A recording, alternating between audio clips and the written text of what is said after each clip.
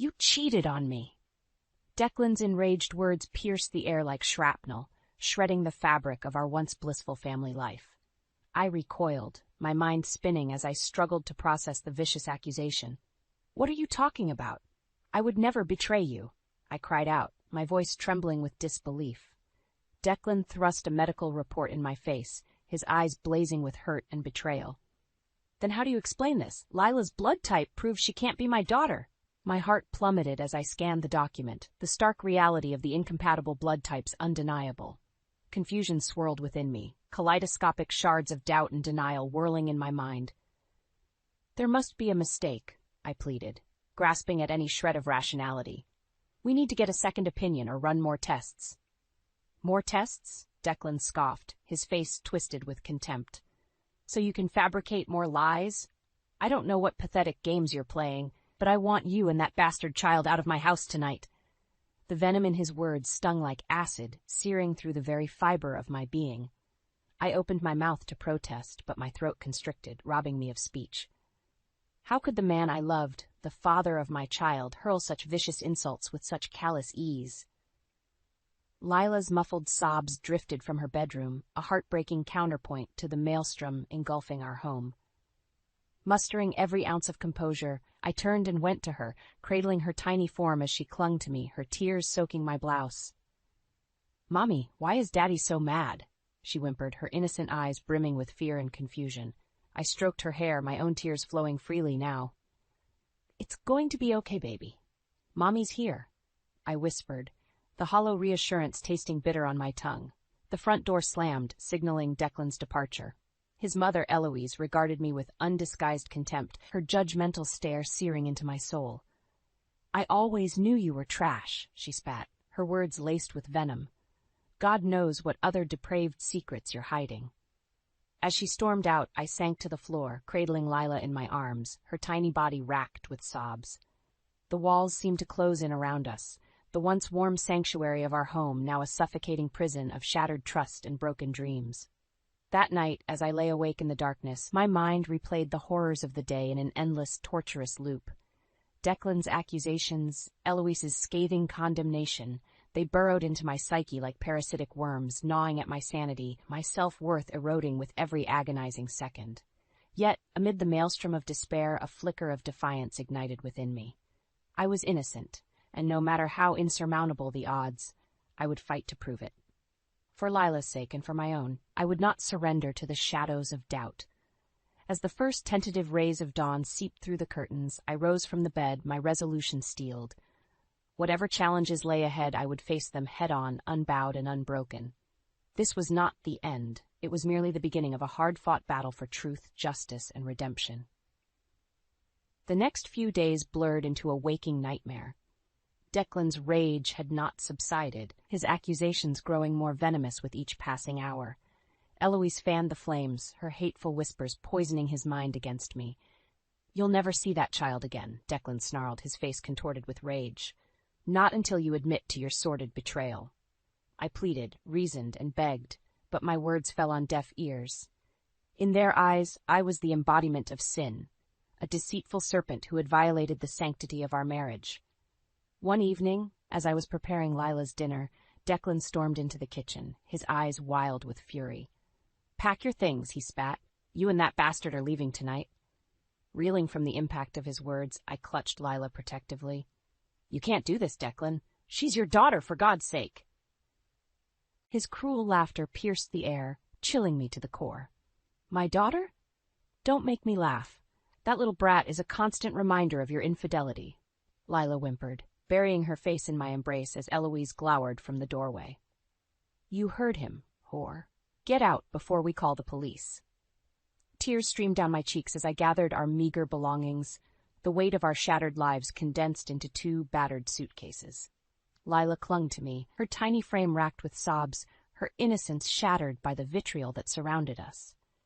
As we stepped out into the night, the cold air stung my face, a harsh reminder of the cruel world that awaited us.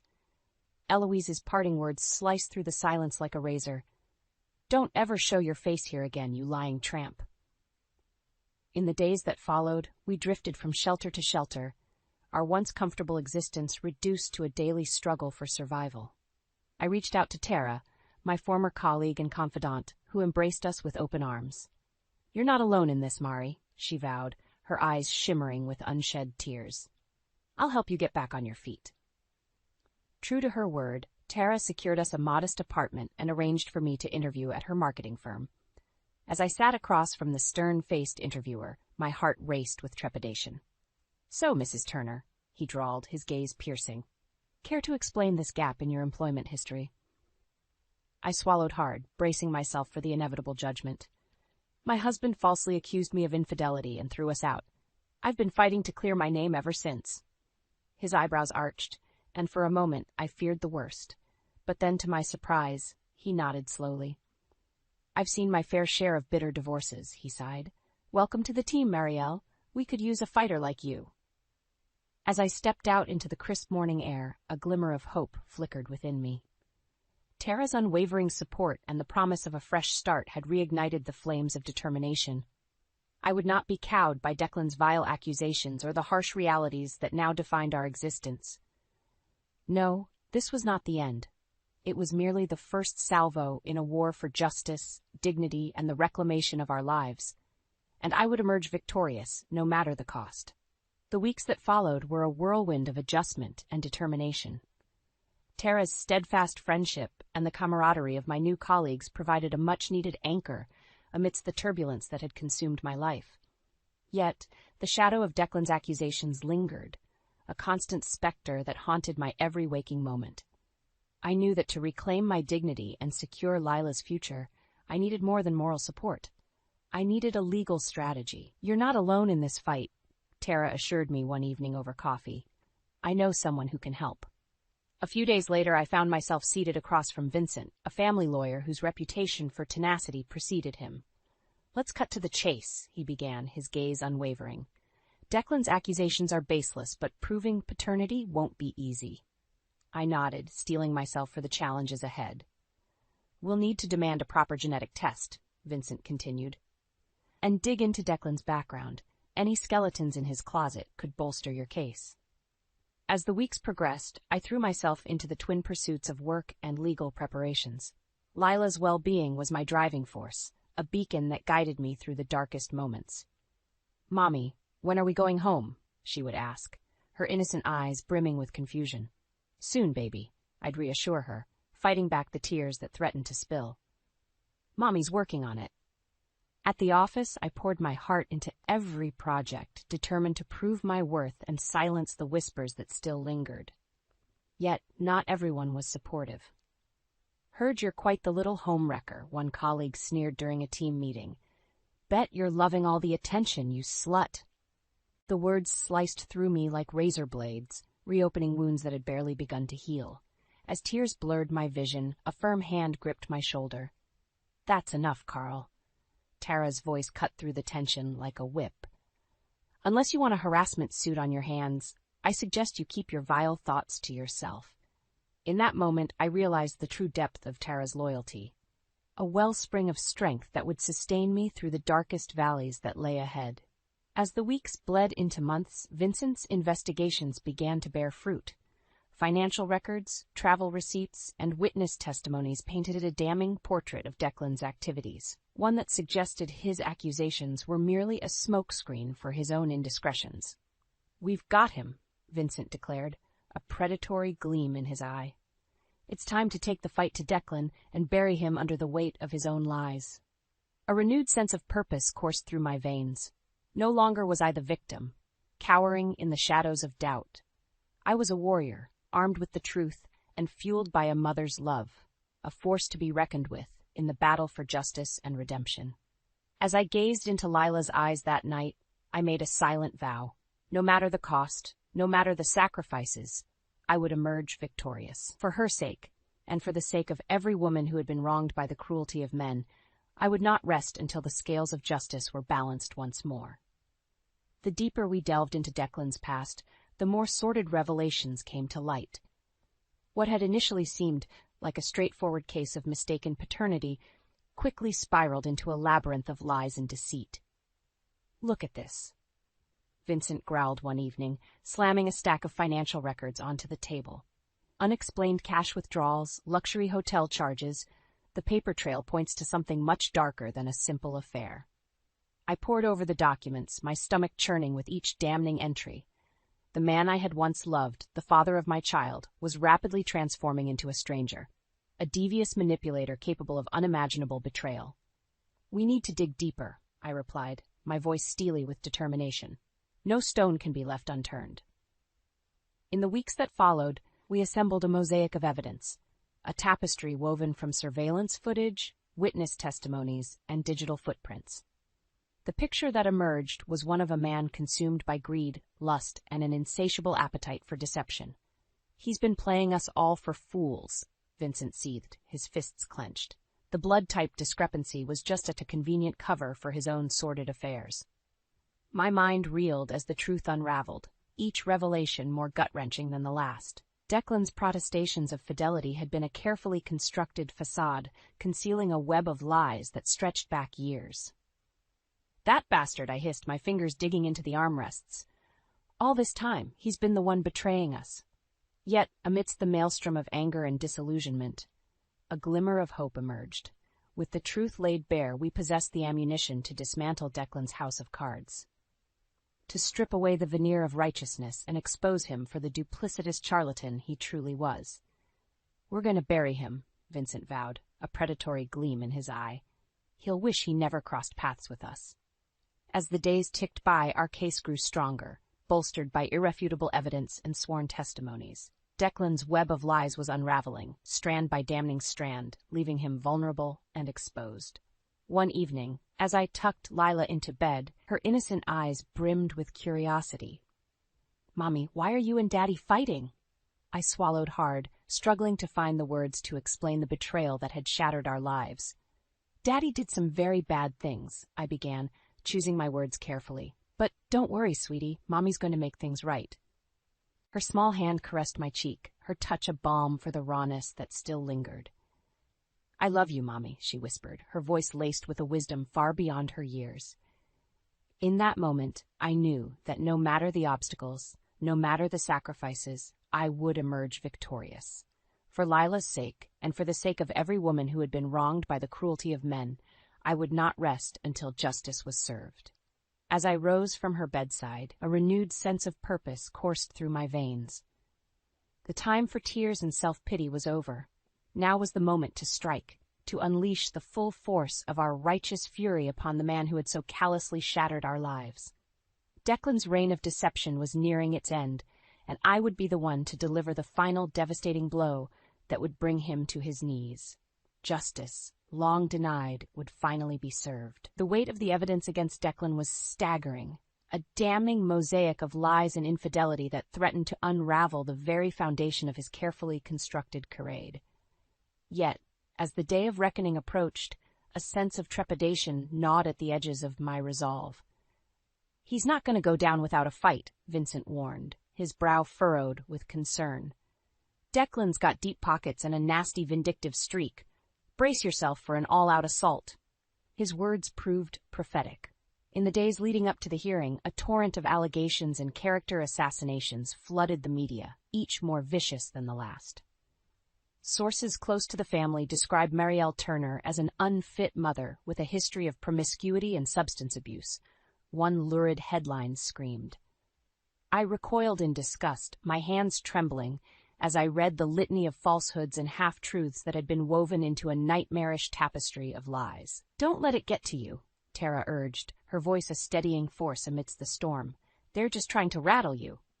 Yet, as the days ticked by, the onslaught intensified, each salvo more devastating than the last. Strangers would hurl insults as I passed on the street, their words cutting deeper than any knife. "Whore! Baby killer! Declan was too good for trash like you." The venom seeped into my pores, poisoning my mind with doubt and self-loathing. There were moments when the thought of surrender, of simply retreating into the shadows and letting Declan claim his hollow victory, seemed like a merciful release. But then, I would look into Lila's eyes, those pools of innocence that had been forever tainted by the cruelty of the world, and my resolve would harden once more. I won't let him win, baby, cradling her against me. Mommy's going to make everything right again. The night before the hearing, as I lay awake in the silence of our modest apartment, a sense of clarity washed over me. This was more than just a battle for custody or vindication. It was a war, a clash of ideologies that would reverberate far beyond the confines of our fractured lives. Declan embodied the worst aspects of patriarchal arrogance, the belief that wealth and status granted him the right to lie, cheat, and discard those who dared to challenge his authority.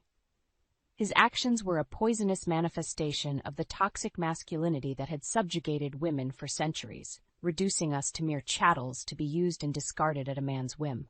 But I was the embodiment of a new order, a defiant spirit that refused to be cowed or silenced. In that moment, I understood that my battle transcended the personal. It was a clarion call for every woman who had been wronged, a beacon of hope that justice could prevail even in the darkest of times. As the first rays of dawn crept through the curtains, I rose from the bed, my eyes burning with resolve. The time for doubt and self-pity was over. The hour of reckoning had arrived. With Lila's hand clasped tightly in mine, I stepped out into the world, ready to face the storm that awaited us. Declan's reign of terror was about to end, and I would be the one to deliver the killing blow that would topple his empire of lies. This was more than just a courtroom battle. It was a war for the very soul of our society, a fight to exorcise the demons of misogyny and oppression that had festered for far too long. And I, armed with the truth and fueled by a mother's love, would be the avenging angel that rained judgment upon those who dared to subjugate and abuse. The time for justice had come, and I would not rest until the scales were balanced once more. The air in the courtroom was thick with tension, each side bristling with barely contained hostility. Declan, impeccably groomed and flanked by his high-priced legal team, glowered at me from across the aisle, his eyes burning with contempt. As the proceedings commenced, his lawyers launched into a blistering assault, painting me as a morally bankrupt adulteress unfit for motherhood. Their words lashed like whips, each allegation more sordid than the last. "Your Honor, the evidence is overwhelming," the lead counsel sneered, his voice dripping with disdain.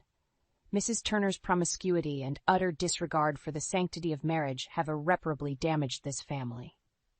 I steeled myself, my fingers digging into the armrests as a tidal wave of rage threatened to consume me. But then Vincent rose to his feet, his eyes glinting with a predatory gleam. "Your Honor, the defense's claims are nothing more than a smokescreen, a desperate attempt to conceal the truth about Mr. Turner's own egregious transgressions."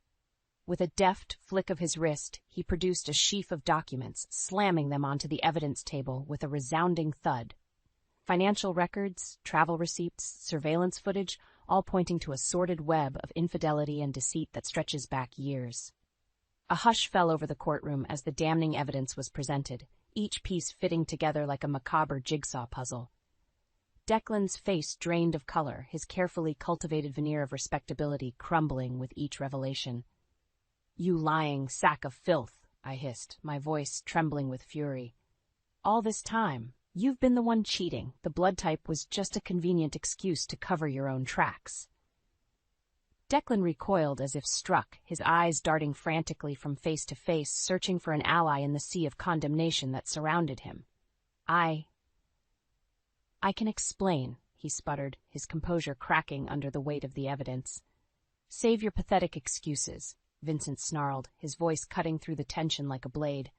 "The truth is laid bare for all to see. You're nothing but a spineless coward who hid behind false accusations to mask your own sins." As the revelations continued to unfold, each more damning than the last, the courtroom descended into pandemonium. Eloise, her face contorted in a rictus of disbelief and horror, turned on her son with a fury that would have cowed lesser men. "How could you?" she raged, her voice trembling with barely contained fury. "You've disgraced our family, brought shame upon us all with your lies and debauchery." Declan shrank back, his bravado evaporating in the face of his mother's wrath. In that moment, he was no longer the swaggering titan who had so callously shattered our lives. He was a small, pitiful creature, exposed and vulnerable to the judgment of his peers. As the gavel thundered, restoring order to the courtroom, a hush fell over the proceedings. All eyes turned towards the judge, whose weathered face betrayed a lifetime of bearing witness to the depths of human depravity. "In light of the overwhelming evidence presented," he intoned, his voice grave, "I have no choice but to rule in favor of Mrs. Turner. Full custody of the child, as well as a substantial settlement, will be awarded forthwith." A weight lifted from my shoulders, a burden that had pressed down upon me for far too long. As Declan was led away, his head bowed in shame, I turned to face the woman who had once been my mother-in-law. Eloise regarded me with a mixture of contrition and begrudging respect, her eyes glistening with unshed tears. "I was wrong about you," she murmured, her voice barely audible. "You're stronger than I ever gave you credit for." In that moment, I felt a pang of pity for the broken woman before me, a victim of her own toxic loyalty, blinded by her adoration for a son who had proven himself unworthy of such devotion. Extending my hand, I met her gaze with a steely resolve that brooked no argument. "Let's put the past behind us," I replied, my voice unwavering, "for Leela's sake." As our fingers intertwined, a bridge across the chasm of pain and betrayal, I knew that a new chapter was beginning. One forged in the fires of adversity and tempered by the indomitable strength of a mother's love. The battle had been won, but the war was far from over. There would be other Declans, other malignant forces bent on subjugating and oppressing those they deemed inferior. But I would be ready, a warrior armed with the truth and fueled by an unquenchable thirst for justice. No longer would I cower in the shadows, cowering from the stinging lash of misogyny and cruelty. No, from this day forward, I would stand tall and defiant, a beacon of hope for all those who had been wronged, a living embodiment of the indomitable spirit that refused to be broken. The reckoning had come, and I had emerged victorious, battered, perhaps, but unbroken and emboldened for the battles yet to come. In the aftermath of the courtroom battle, a surreal calm settled over our lives. Declan, disgraced and humiliated, had retreated into the shadows, his once formidable presence reduced to a mere specter haunting the fringes of our existence. The financial settlement, though substantial, felt like a hollow victory, a paltry compensation for the anguish and betrayal we had endured. Yet, as the dust settled and the harsh glare of public scrutiny faded, a new reality began to take shape. Eloise, her carefully constructed worldview shattered by the revelations of her son's duplicity, found herself adrift in a sea of uncertainty.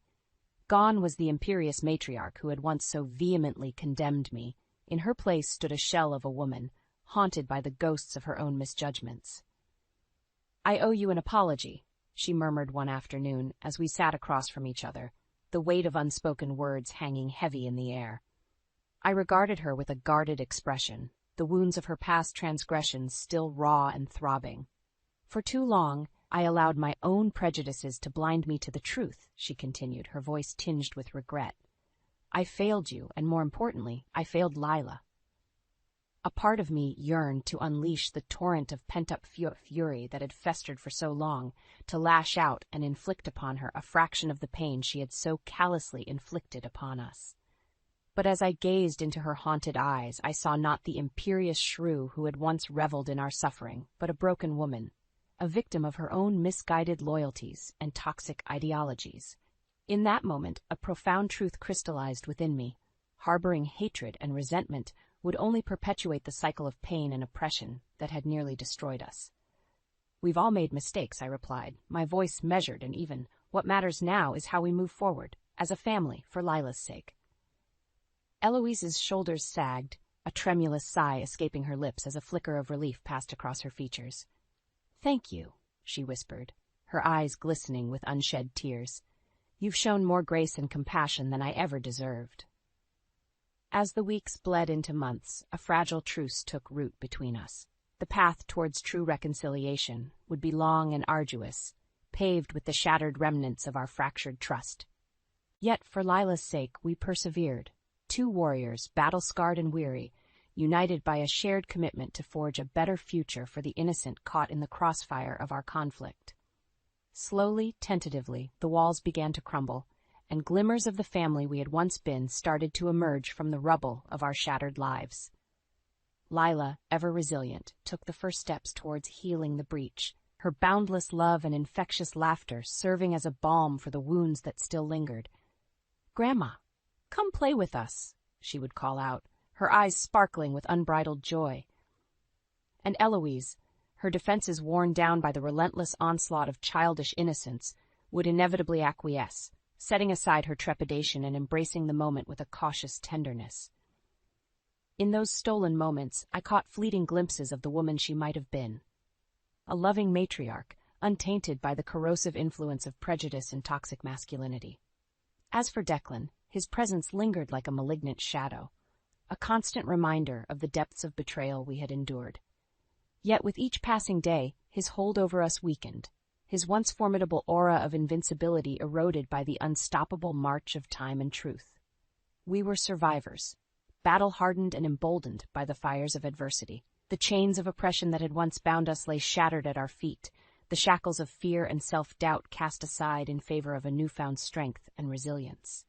And as I gazed out upon the world that had once seemed so hostile and unforgiving, I felt a surge of hope swell within me, a beacon of promise that illuminated the path ahead. The war had been won, but the battle for true equality and justice was far from over. There would be other Declans, other malignant forces bent on subjugating and oppressing those they deemed inferior. But we would be ready, a united front forged in the crucible of suffering and tempered by the indomitable strength of a mother's love. No longer would we cower in the shadows, cowering from the stinging lash of misogyny and cruelty. No, from this day forward, we would stand tall and defiant, beacons of hope for all those who had been wronged. Living embodiments of the indomitable spirit that refused to be broken. The reckoning had come, and we had emerged victorious. Battered, perhaps, but unbroken and emboldened for the battles yet to come. The weight of the past year's tumultuous events seemed to dissipate as I stepped across the threshold of our new home, a cozy two-story nestled in a quiet, tree-lined neighborhood. This was more than just a fresh start. It was a physical embodiment of the hard-won victories that had carried us to this point. "What do you think, baby?" I asked, turning to Lila with a warm smile. Her eyes danced with unbridled delight as she took in the spacious surroundings, her tiny feet pattering across the hardwood floors. "I love it, Mommy," she exclaimed, twirling in a whirlwind of giddy excitement. Watching her, I felt a surge of pride and gratitude wash over me. This was the life she deserved. A sanctuary untainted by the specter of Declan's betrayal, a place where she could blossom and thrive, without the weight of our past struggles bearing down upon her. "I'm glad you approve," I chuckled, ruffling her hair affectionately. As the days melted into weeks, our new abode began to take on the warmth and character of a true home. Lila's vibrant artwork adorned the walls, splashes of color and whimsy that seemed to radiate a childlike joy. Yet, amidst the trappings of our fresh start, I couldn't help but feel a twinge of melancholy. The road that had led us here had been paved with pain and heartache, a crucible of suffering that had forged us into the warriors we had become. "You've come a long way, Mari," Tara murmured one evening as we sipped wine on the back patio, basking in the golden glow of the setting sun. I nodded, my gaze drifting to the horizon as memories of our shared struggles played out like a bittersweet symphony. "There were times when I didn't think I'd make it," I admitted, my voice tinged with a hard-won wisdom. "But you were there, every step of the way. I can never repay you for that." Tara's eyes shone with a mixture of pride and affection as she reached across the table, her hand enveloping mine in a warm, reassuring embrace. "You don't have to," she replied, her voice thick with emotion. "Seeing you rise from the ashes, stronger and more resilient than ever, that's all the reward I could ever want." As the weeks bled into months, I found myself rediscovering the passions and ambitions that had once defined me. With Lila's future secured and the specter of Declan's betrayal fading into a distant memory, I turned my sights towards the next chapter of my life. The marketing firm welcomed me back with open arms, and I threw myself into my work with a renewed vigor, channeling the hard-won lessons of my ordeal into a driving force that propelled me ever forward. "You've got fire in your belly, Turner," my boss remarked one day, a glint of admiration in his eye. "Keep this up, and you'll be running the show before you know it." As I climbed the corporate ladder, each rung a testament to my tenacity and resilience. A part of me couldn't help but revel in the delicious irony of it all.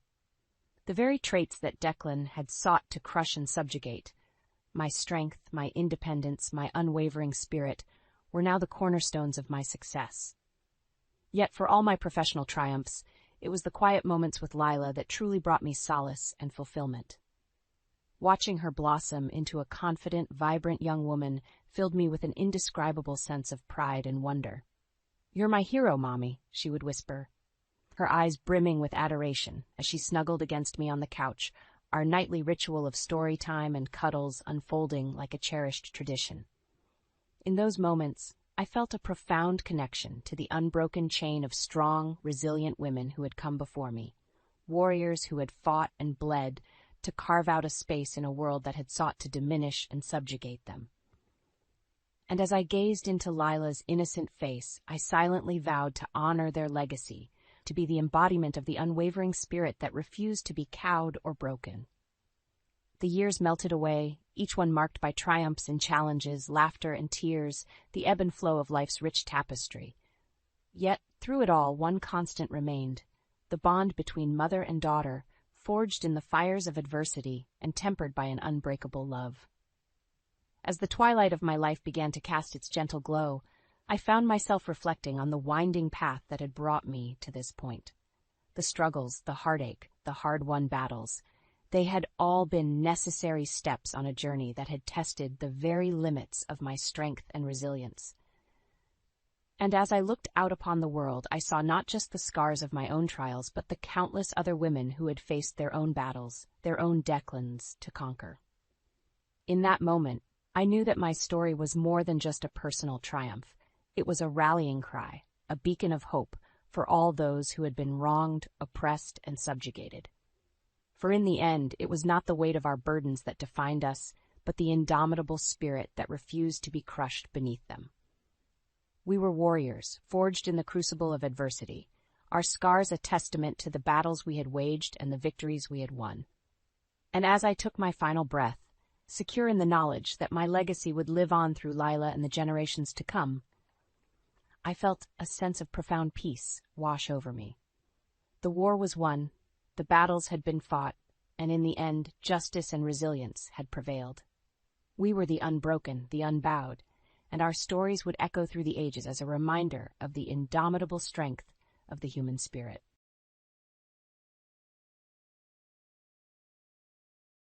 Why is there such a fuss about Costco's membership fee? I mean, it's supposed to help us save some money. However, Kara always manages to drag me into her shopping adventures. She only thinks about what's convenient for her, and despite my numerous refusals, she just won't take no for an answer. In fact, she even tried to set a date without my agreement. "So when are we doing this?" My husband chimed in, completely siding with Kara. I was shocked by his response. "What are you thinking? It's Kara we're talking about. She's definitely going to make us pay again." "Well, I plan on giving her a taste of her own medicine," Ronald said, hinting at some sort of plan to deal with Kara's antics, but only if she continued her selfish behavior. I decided to go along with my husband's scheme. By the way, my name is Lahi, and my child started kindergarten this year. I've been quite busy with his education and socializing with other parents in the neighborhood. Fortunately, most of the other moms are very kind and have helped me with various things like advice about my child and parent-to-parent consultations. I also try to help out as much as I can, and I think I've managed to maintain a good relationship with them, except for one mother, Kara. Kara always seems to need help from everyone around her, despite referring to herself as a spoiled princess. She's hardly ever helped anyone in return. For example, when the moms make plans to go out for a meal, she often appears out of nowhere and joins in. I wouldn't really mind that, but she frequently asks for bites of other people's food and subtly suggests that someone else should pay for her meal, claiming that she doesn't have much money on her. Other mothers who have experienced similar things have the same impression of her as I do. Whenever I go shopping, I always drive my car, and most of the time, she'd show up and persistently ask for a ride. While I wouldn't mind if we were headed to the same place, Kara is undeniably pushy. She'd say things like, "I was in such a hurry to catch a ride with you that I forgot my wallet." "What are we going to do?" "Go back for it." "Nah, I don't want to inconvenience you. Maybe I can just pay you back later." Every time I took her shopping, it would end up like this. She'd make excuses like forgetting her wallet or leaving her credit card at home and always tried to avoid taking out her own wallet. Karen never seemed to have any intention of paying, and though she promised to pay me back later, she almost never did, even after I pressured her multiple times with the receipts. "Now or wait until payday," she would say. "When it comes to money, you're really strict, aren't you?" she once said. Even when I involved her husband, who was a decent man and would apologize and pay me back, Kara showed no remorse and didn't seem to care at all. Some people might not think much of a few small shopping expenses. However, when these expenses accumulated over the course of a month, they added up to a substantial amount of money. The stress of having to go to such lengths to get the money back each time we went shopping was becoming overwhelming. If only I could decline her request to go shopping in the first place. But Kara had a way of manipulating me, often using our kids. Our children were good friends, and there were times when she would have them make plans to go shopping together before coming to ask me for permission. It was hard for me to refuse when she used our children as a bargaining chip, and I couldn't tell my little boy not to be friendly with his friend. While other mother friends encouraged me by saying they sympathized with my situation, it seemed that they too did not want to get involved with Kara and were somewhat keeping their distance. "Hey, can you do the shopping instead?" one mom friend suggested. The mom friend I mentioned earlier suggested, "Well, you should just firmly decline, shouldn't you?" Finally, I confided in my husband about the situation, but he didn't take it seriously since he didn't know Kara's true character. He simply said, "Kids are kids and parents are parents. You should stand up stronger." I was troubled about what to do. Then one day, my husband came home looking exhausted. I asked if something had happened at work, and he told me that he had been caught by Kara at a traffic light. She approached him, saying, "Oh, you're Elle's husband. Perfect timing. Could you give me a ride to the station?"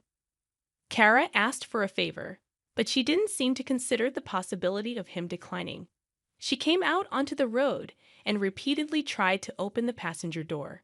When he refused, she yelled, "How could you?" and shouted his name several times on the road, trying to call him back. "I can't believe she yelled that much on the street," my husband said. "That's what I told you. Kara is a handful. There's a limit to being a handful." After that, she even asked for the fare money. My husband tried to shake her off, but due to the traffic lights on his commute, he had a hard time. After dropping her off, he wondered where she was going, to the station without enough money to buy a ticket. Unable to comprehend Kara's selfish actions, my husband was drained and finally understood why I was complaining. "What is she thinking, really?" he said. "That's why I wanted you to go shopping with her instead of me. I bet she's just as insistent with me." My husband gave a helpless shrug and seemed to give up on Kara's actions. I was also troubled about what to do. Then one day, Kara came to me with this story. "Hey, Lottie, I've been wanting to go to Costco. Is that so? Do you want to go together? It's cheap and the cost performance is good." "Wait, Kara, you go there often, don't you?" I replied, "No, I'm not a member." With Kara's sudden proposal, I gave a vague response. Despite not being a member, Kara was quite knowledgeable about Costco and gave various recommendations. Our family was a member through my husband, and we would occasionally use the card to stock up. However, that didn't mean I was going to take Kara shopping with me. I was just hitting it off with her, thinking she was probably after rummaging through my wallet. Kara said, "Hey, let's go. You're a member, right, Lottie?" I replied, "I'm not a member." She continued, "Oh, then your husband. That's fine too. And I want you to bring the car too." I asked, puzzled, "How do you know that I got a ride in your husband's car the other day?" Kara replied casually, "I saw Costco's shopping bags there." At Kara's words, I couldn't help but frown. I told her, you know you can't pay at Costco if you're not a member, right? So please take care of the cashier. She nonchalantly responded, I'll pay you back later. You hardly ever pay me back when you say that, don't you? I retorted. It's okay this time, right? Despite having no inclination to agree, Kara, as usual, turned to address my child, saying, Can we go shopping together? My son enthusiastically replied, Sure. Kara continued, So then the kids can be watched by my husband, right? Annoyed, I said, I haven't said we're going yet. She persisted, Oh, come on, but it's fine, right? Costco has a membership fee, and it would really help me out. Unable to bear Kara, who only thought about her own interests, I repeatedly refused. Even when I told her not to use my child to make promises, she remained stubbornly indifferent, making any discussion impossible. Eventually, without even accepting her proposal, she began to make plans as if we were definitely going. Kara turned to my husband and said, Ah, Elle's husband, we were just making a promise to go to Costco together. My husband, giving an absurd response, said, Oh, that's fine. When shall we do it? I couldn't believe my ears. Kara happily rushed to my husband and quickly secured a promise to go to Costco the following weekend. After Kara left, I poked my husband's back and couldn't help but complain. Hey, what are you thinking? That's Kara we're talking about. He replied, I know, but she said she'd bring her own money, didn't she? That's definitely a lie. We're bound to get stuck with the bill. At that moment, I planned to give her a taste of her own medicine. It seemed that Ronald had some idea about how to handle Kara's actions. Despite my concerns, I couldn't help but laugh when I heard his strategy. While it seemed like an outrageous payback, it only applied if Kara behaved as brazenly as usual. Additionally, if this occasion led Kara to avoid getting involved with us, it might turn out to be a good thing. So, I decided to go along with my husband's plan. Finally, the day to go to Costco arrived. Kara, in a good mood since morning, naturally got into our car. She asked if I had forgotten anything, and I couldn't help but retort, Do you have your wallet? It'd be a problem if you forgot it. Kara replied, Aren't you the one who often forgets? No worries, no worries. I was irritated by Kara's words, but Ronald amiably responded to her. Usually, at this point, I would want to check by having her take out her wallet. But considering my husband's plan, I held back. Kara seemed well aware of Costco's system, probably knowing in advance that only those with a membership card could make payments if she shopped there. Inevitably, Ronald would have to pay, and then she could push the payment onto us as usual. If she claimed she forgot her wallet, she wouldn't have to pay anything, which is probably what she was thinking. Kara's intentions were obvious, and Ronald seemed to understand them well. Kara, in high spirits, arrived at the store and swiftly started to fill the cart with such a vast selection that it was a challenge to make choices. She happily piled items into her cart as she roamed the store. When I suggested that we keep our carts separate to avoid confusion with our purchases, she adjusted her cart and continued loading it without any hesitation. Ronald slightly whispered in my ear, pointing out how Kara was mindlessly adding items to her cart without even glancing at the price tags. I couldn't help but chuckle. It appeared that Kara, as usual, wasn't considering that she'd be the one footing the bill, and I decided to play along with Ronald's plan. Kara asked, Isn't this fun? I replied, Wait, Lahi, is that all you're buying? I said, Yes, I still have some supplies at home, and I can always come back, right? Kara replied, Oh, I see. Make sure to invite me next time. Although I hadn't exactly invited her this time, I held my tongue. We queued up at the farthest checkout line, watching Ronald pull out his wallet while glancing at the crowded checkout. Kara opened her bag, and as I had predicted, she began searching through her small bag and looked puzzled. Oh, I'm sorry. It seems I've forgotten my wallet, Kara said. I reminded her. You said it was okay in the car, didn't you? Kara apologized, I'm sorry. Okay, can I pay you back some other time? Kara's cart had significantly more items than ours, It seemed like she intended to purchase around $200 to $300 worth of goods, but she had shown no signs of concern about the amount of money in her wallet. Considering she didn't say anything when we got home, today she probably had absolutely no intention of contributing any money. Ronald and I exchanged glances. "Oh, right. Sorry, I need to take this call from my folks," I said. I left my card with Ronald and stepped out of the line. I hid behind the nearby shelves, secretly observing their interactions. Kara seemed to be chatting with Ronald without a care in the world. "It's a shame you bought so much but forgot your wallet." "It's really a bummer, but I'm lucky to have a friend who can cover for me," Kara said. Ronald replied, "Oh, I forgot to buy something. Can you hold my place in line while I go get it?" Kara reluctantly agreed. Fine," I hurried back, "okay." As Kara waited for Ronald, he also left the line. It was a Sunday morning, one of the busiest times at Costco. As soon as Kara turned to face the cashier, she was engulfed in the crowd. Now, what would she do with a cart that full? She couldn't really claim that she wasn't buying anything, could she? Saying that, we exchanged glances and shared a sly smile, hidden behind the store shelves. We walked around the back of the shelves and queued up at the farthest checkout line on the opposite side. From there, we observed Kara, who appeared to be waiting for us while slowly giving up her place in line. On the bustling Sunday morning, filled with people eager to grab lunch, Kara, seemingly unaware of our position far away, stood in line. We paid for our purchases and left the store ahead of her. Inside the car, we waited for a while, and I checked my phone to reveal the prank. There was a message from Kara that read, "Hey, still not back. Come on, don't keep me waiting like this." I couldn't believe she could stand in line that long without her wallet. Ronald suggested, "Why don't we just tell her the truth and ask her to come back to the car?" I agreed with the idea. Apparently, she was still waiting diligently, which made us all chuckle. I wondered what she was planning to do after putting all those items into the cart and then realizing that we didn't have enough money to pay for them. With that thought in mind, we told her that we had already finished paying and went back to the car. As expected, an outraged call came in from Kara. "Hey, wait a minute. What are you thinking? I'm not done shopping yet. If you don't have your wallet, you can't shop in the first place. Come on back now.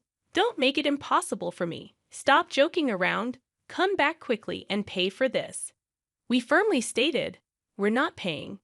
But Kara insisted that I brought her, so I should pay. In the end, she even threatened not to go back home unless I paid, which made Ronald even more fed up than I was. "Well, if she doesn't want to come back, there's nothing we can do," Ronald said, and he started the car. When I asked how she'd get home, Ronald just said, "She'll be fine. I bet she'll just force someone to give her a ride if it comes down to it." With a laugh, still holding a grudge about the time Kara had forced him to drive her to the station, I kept communicating with Kara, even telling her that we would leave her behind if she didn't come back, but she wouldn't listen. Maybe it was harsh to leave her behind, but with the way things were going, I didn't know what else to do. Knowing her, she'll figure something out, I thought as we left the store. The next day, Kara managed to get home by herself, taking the bus. My husband, still laughing about how she did have a wallet after all, was met with a furious Kara storming into our house. "You left me stranded at the store. That was so mean," she shouted. I replied, "Well, it's your fault for going shopping without bringing any money." Kara continued, "So you just left me. That's the worst. You could have just paid for me. Do you even realize how much you've been mooching off us? You're always like this, lahi." She brought up her self-centered arguments, yelling endlessly about how she was unhappy that I didn't spend my money. She even demanded compensation for her emotional distress, making a scene at the entrance of our house. "What's going on here with all the shouting?" Catherine, a mom friend passing by, asked. Kara gave a smirky smile the moment she saw her. She must have wanted to spread the word about how awful I was through Catherine. "Lottie promised to take me shopping, and then she left me," Kara claimed. Catherine responded, Oh, you mean you pressured her into making a promise, right? Kara insisted. No, it's not like that. Lahi said she'd take me. There's no way she'd invite someone who's always forgetting her wallet and relying on others to pay for her, Catherine remarked, exposing the truth behind Kara's claims. Kara, who had thrown a tantrum trying to get me to pay for her again, was left speechless.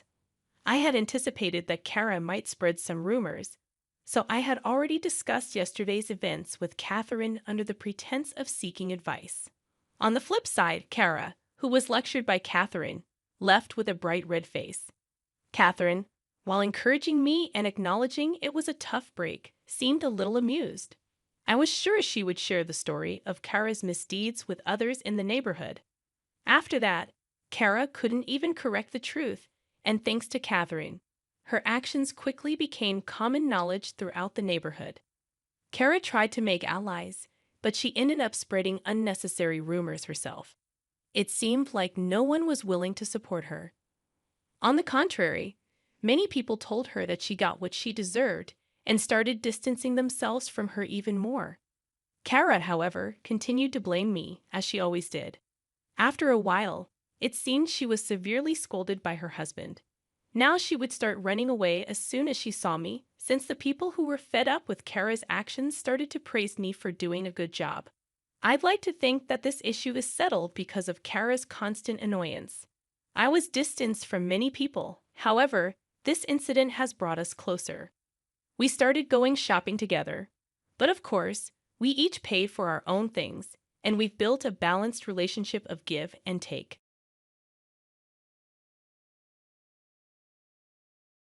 My mom, Patricia, listened in disbelief as my brother Daniel uttered those words. Mom, if Dad's gone, the company's all mine. She responded calmly, well, obviously, Daniel. Plus, if you do the math, there's supposed to be a sizable inheritance in Plan B with Dad's life insurance. We could live large for a while. It's like a bonus, huh?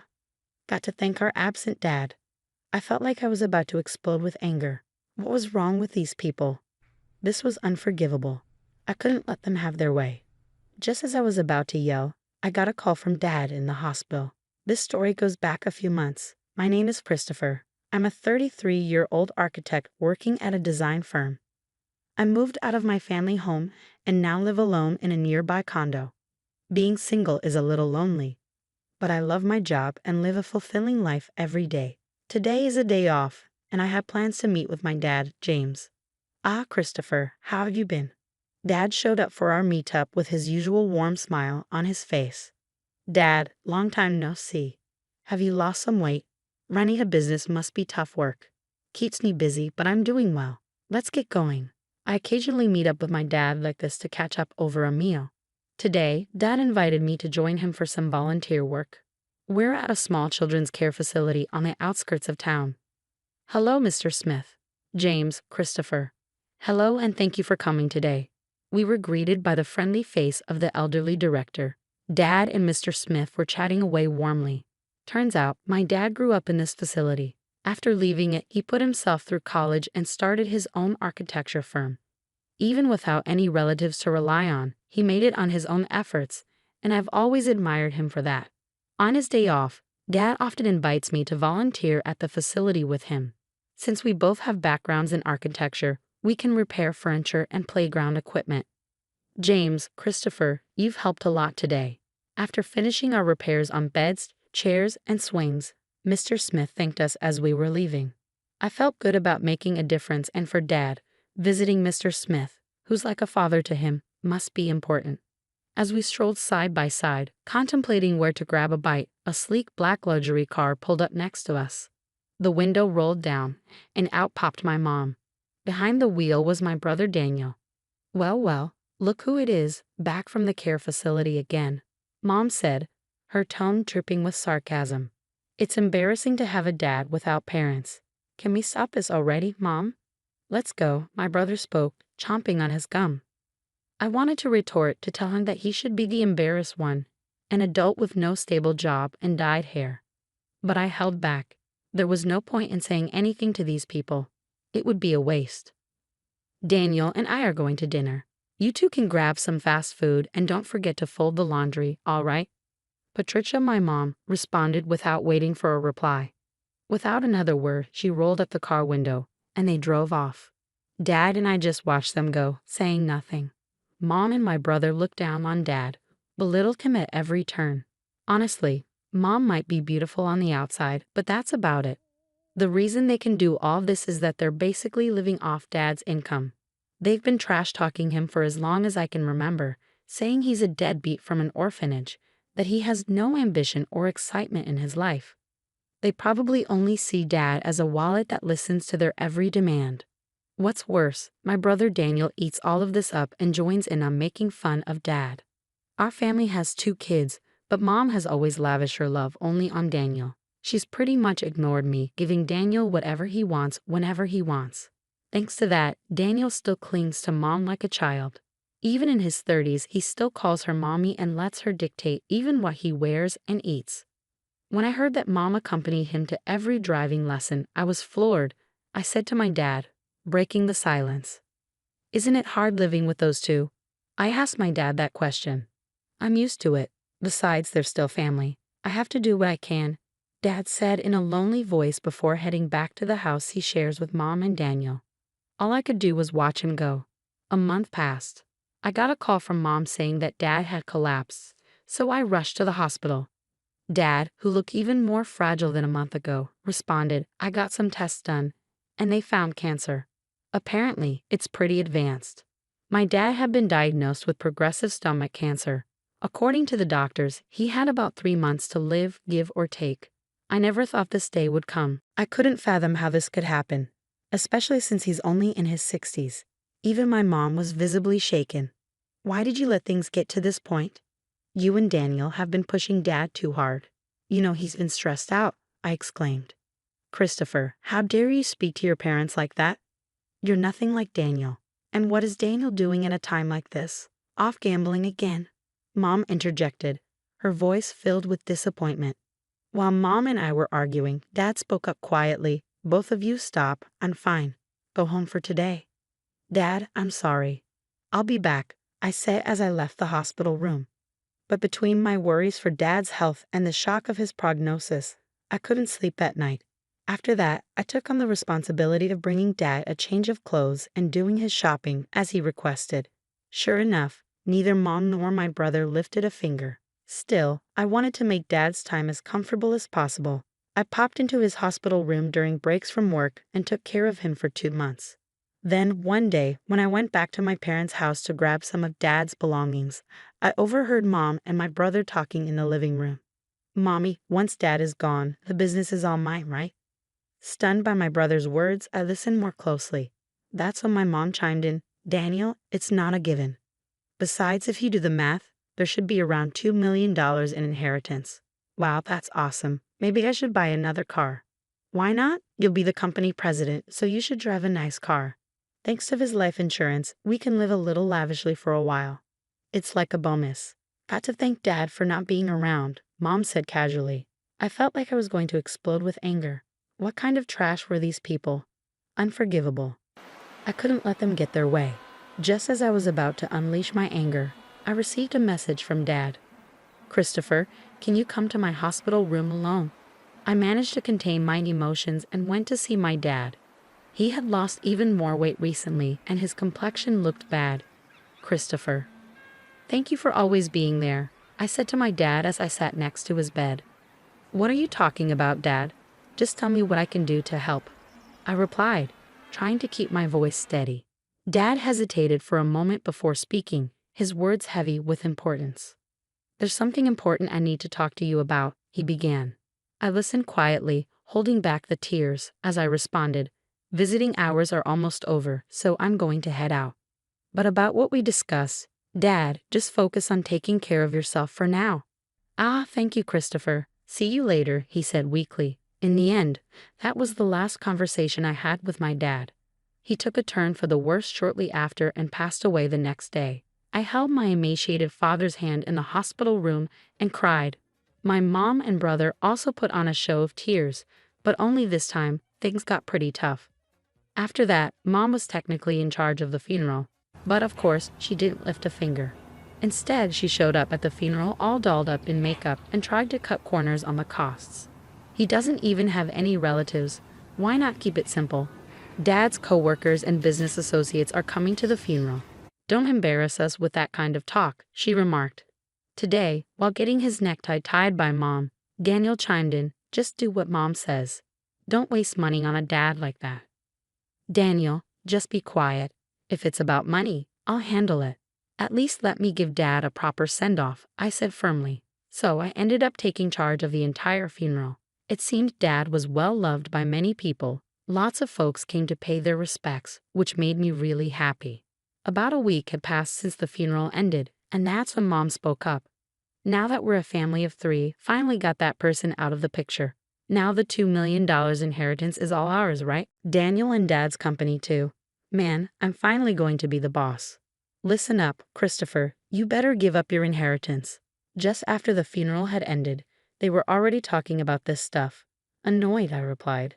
Dad had already arranged all the inheritance matters with the lawyer. I have the contact details. What? Why didn't you say that sooner? Call the lawyer right now, my brother exclaimed.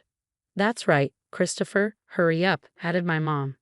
So I dialed the number on the business card that Dad had given me. Not long after, the lawyer arrived, a woman in her mid-30s. I'm Attorney Williams. I've been authorized by James to handle matters concerning the inheritance. I'm very sorry for your loss, she said while shaking hands. My brother Daniel remarked, Wow, I thought lawyers were all old dudes.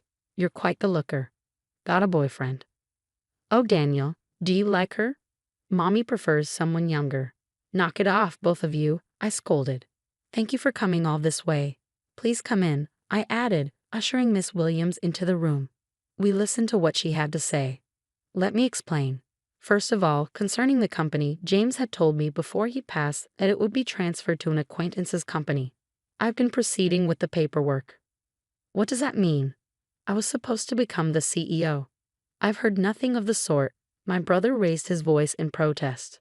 For the sake of the employees, the company will be merging with a trusted and skilled company that your father was fond of. The other company has already agreed, so there's nothing that can be done. That damn outsider. Damn it, my brother exclaimed. My mom hurriedly chimed in, Daniel, calm down. The inheritance is ours, right? It should be around $2 million, shouldn't it? Miss Williams answered matter-of-factly, no, there's nothing like that. The company was not doing as well as you think, and any remaining assets have been used to prepare for the company's transfer. What? What about our money? There should be $2 million coming in. Mommy, what's going on? I questioned. Patricia has received a substantial life insurance payout. She has left a will expressing the desire to gift that money, Miss Williams explained. My mom interrupted. What are you talking about? We've already spent that on a new. The lawyer mentioned Dad's multiple insurance policies. Right then, the question about other life insurance payouts arose. What about those other payouts regarding life insurance? I asked. James had canceled all policies before he passed. All I know is that the money was used up, Miss Williams replied. What? Where did all the money go before he died? Damn it, was he planning to leave us without a dime? I muttered in frustration. I watched as Miss Williams left and my mom and brother lost their composure. As she left, she said, It's tough, isn't it? All I could do was give her a forced smile in return. Later, I looked up at the night sky, recalling the last conversation I had with my father while walking. Christopher, would you take over the company if I die? There might not be much in assets, but I should be able to leave you at least the insurance money. There should be enough of that, Dad had said. What are you talking about, Dad? You were the only one in the family who was kind to me. I wanted to leave something for you at least, Dad.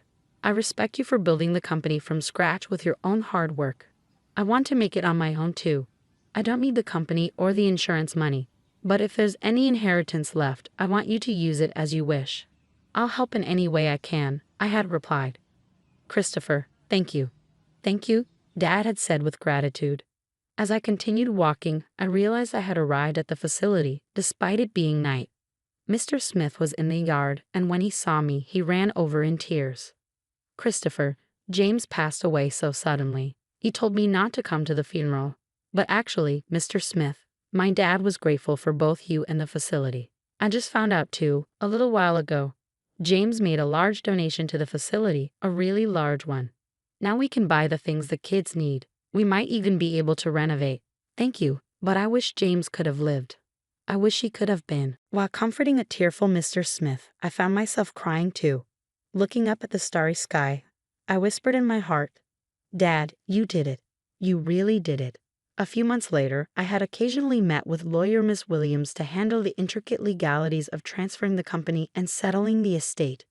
This was to be my last meeting with her. After expressing my gratitude for her support, Miss Williams offered her condolences once more, comforting me in a considerate manner.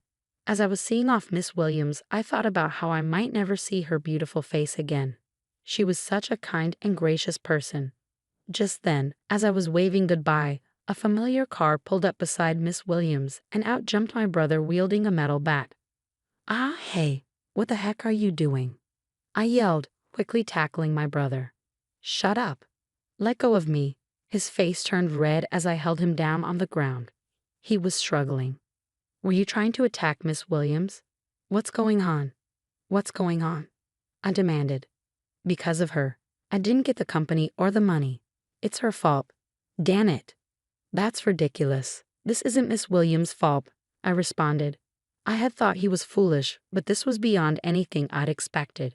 While shielding a trembling Miss Williams, I called the police.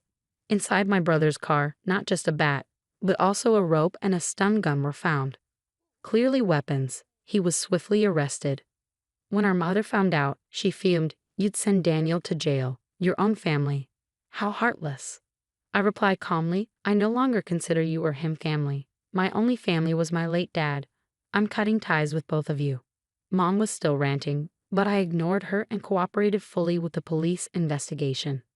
I later found out that my brother had also been repeatedly harassing Miss Williams online, making vulgar comments and slandering her. Threats had even been made, and the police were in the process of identifying him. My brother was sentenced to jail for his attempted attack on Miss Williams. She also sued him in civil court for defamation, and he was ordered to pay damages too. Please take every penny he has if that'll make him reflect on his actions. I'm truly sorry for all this, I said upon my apology. Miss Williams gave a faint smile and said, "I'll do just that. Thank you for saving me from a dangerous situation. From now on, I hope you at least find happiness, Christopher." Several months later, when spring arrived, I found myself at Sakura Garden.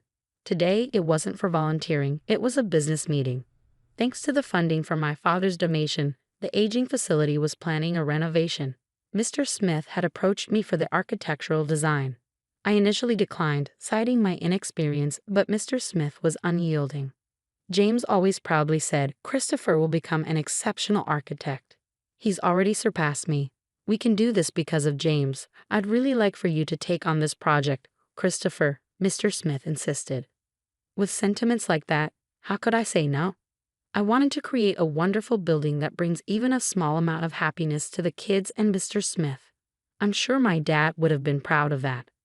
As for my brother, well, he hasn't changed even after his sentencing. Actually, he's become even more irresponsible.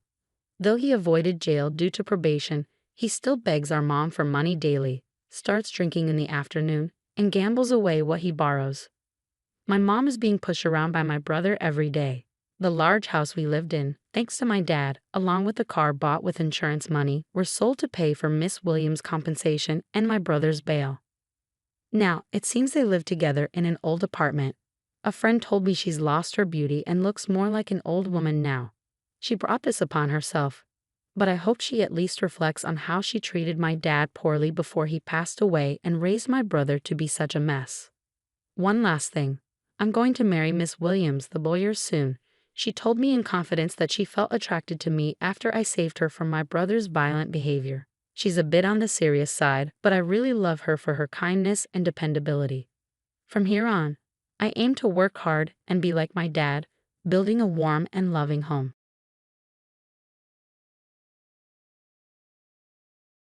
Do you truly believe there's a place for you here?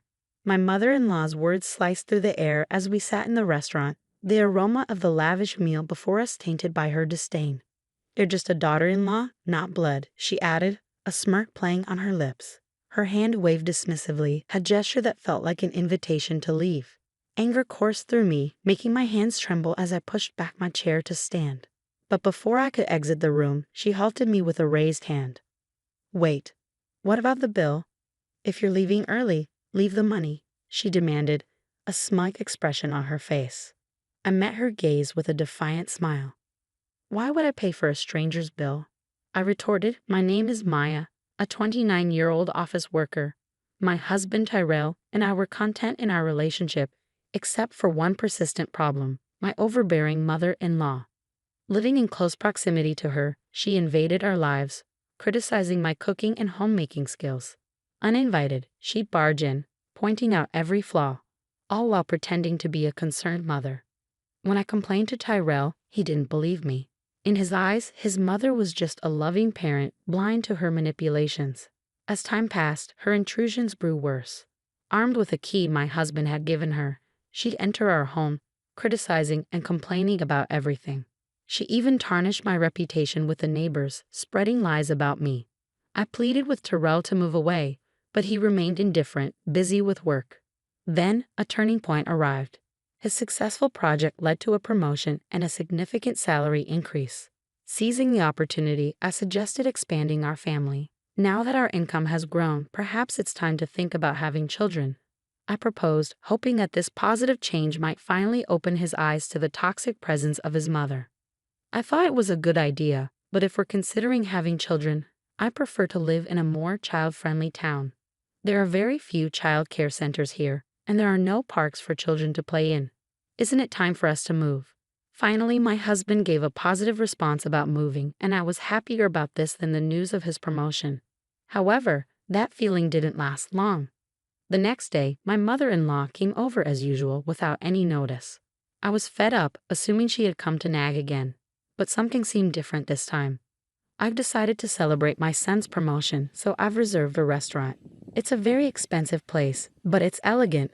The food is top-notch, and the staff's attitude is wonderful. It has a great word-of-mouth reputation, she said, inviting me to join. That's nice. Good for you, I replied, trying to be polite, although I was as unfriendly as ever. Well, never mind. I want you to come to this restaurant too. Please come. I'll check my schedule, but it's probably impossible, I added. Don't say that. We'll be waiting for you, she insisted. Even though I answered that way, she just smirked and left. Until now, she had been excluding me, but now she was inviting me and saying she'd wait. There must be something going on. When I asked my husband when he got home, he said he had already told his mother that we would go together. She had reserved that restaurant for us, and he was looking forward to it. You feel the same way, don't you, Maya? He asked. Sorry, but I'm not looking forward to it. I don't know how much money it will cost at such an expensive place. I don't want to go. Just say I have urgent business and enjoy yourself. I replied, feeling apprehensive about the situation. Why are you thinking so negatively? Besides, it's not just us going to the restaurant. My brothers are bringing their wives too. It would be bad if you didn't come with the whole family, my husband insisted, excited about going to a fancy restaurant for the first time. Even though I didn't want to, I felt compelled to comply. My words no longer reached my husband. If he believed my mother-in-law more than me, I decided to record her harassment with a voice recorder I bought online. She was probably planning to harass me at the celebration too. I would record her voice and play it for my husband. If he still defended her, I would divorce him. With that decision, I felt a bit better. Still, the day to meet my mother-in-law at the restaurant was depressing, and I kept sighing. I hardly knew my husband's brothers, having only met them at the wedding, and I had no memory of talking to their wives beyond greetings. When we arrived at the restaurant, the waiter led us to a large room where my mother-in-law, the other son, and his wife, and the third son and his wife were already seated. The lavish spread was already adorning the table, with just one vacant seat. My husband, puzzled, tilted his head in confusion.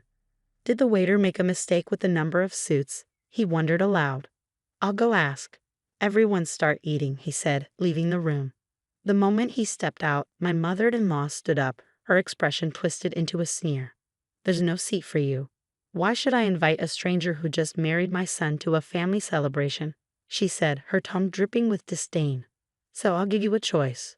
Show your sincerity and be accepted as family, or leave and never show your face to me again. Choose now. I'm leaving, I answered without hesitation. Mother-in-law was momentarily flustered. Did she think I would beg her to recognize me as family in this situation? No way. Listen to the end. If you pay the entire bill here, I'll recognize you as Terrell's wife. You must be frustrated being treated as a stranger, so pay up and become family, she demanded. I told you I'm leaving. Why should I pay for someone else's family's bill? I retorted, turning my back on her. Mother-in-law slammed the table and shouted, Don't you get it? I'm offering to make you family. Are you okay with being a stranger? Pay up. No, I'm fine being a stranger. Since I'm a stranger, I won't pay for your meal. Goodbye. Mother-in-law chased after me, but by the time she reached the entrance of the room from the farthest seat, I was already at the exit of the restaurant. When I got home, thinking I'd email my husband, he returned within 10 minutes. The waiter said the reservation number wasn't wrong, and my mom was causing a scene. I heard the situation from my brother. I'm sorry for making you feel bad. You managed to come back quickly, he said. It seemed like my declaration that I was fine being a stranger had also stirred something in the eldest son's wife and the third son's wife. They had previously thought enduring harassment silently was the only option, but seeing me talk back made them realize they could do it too. In their momentum, both of them left, and their husbands, the eldest and third sons, hurriedly followed suit. I had braced myself for complaints from my mother-in-law, and sure enough, within 3 hours, the phone started ringing incessantly. It was so disruptive that I eventually blocked the calls. However, one call managed to get through from an unknown number. Hello, sorry for calling so late. Is this Maya's mobile phone? The man on the other end identified himself as a police officer from the nearby police station. He informed me that after being left alone, my mother-in-law had tried to eat what she could and subsequently attempted to make me foot the bill later on.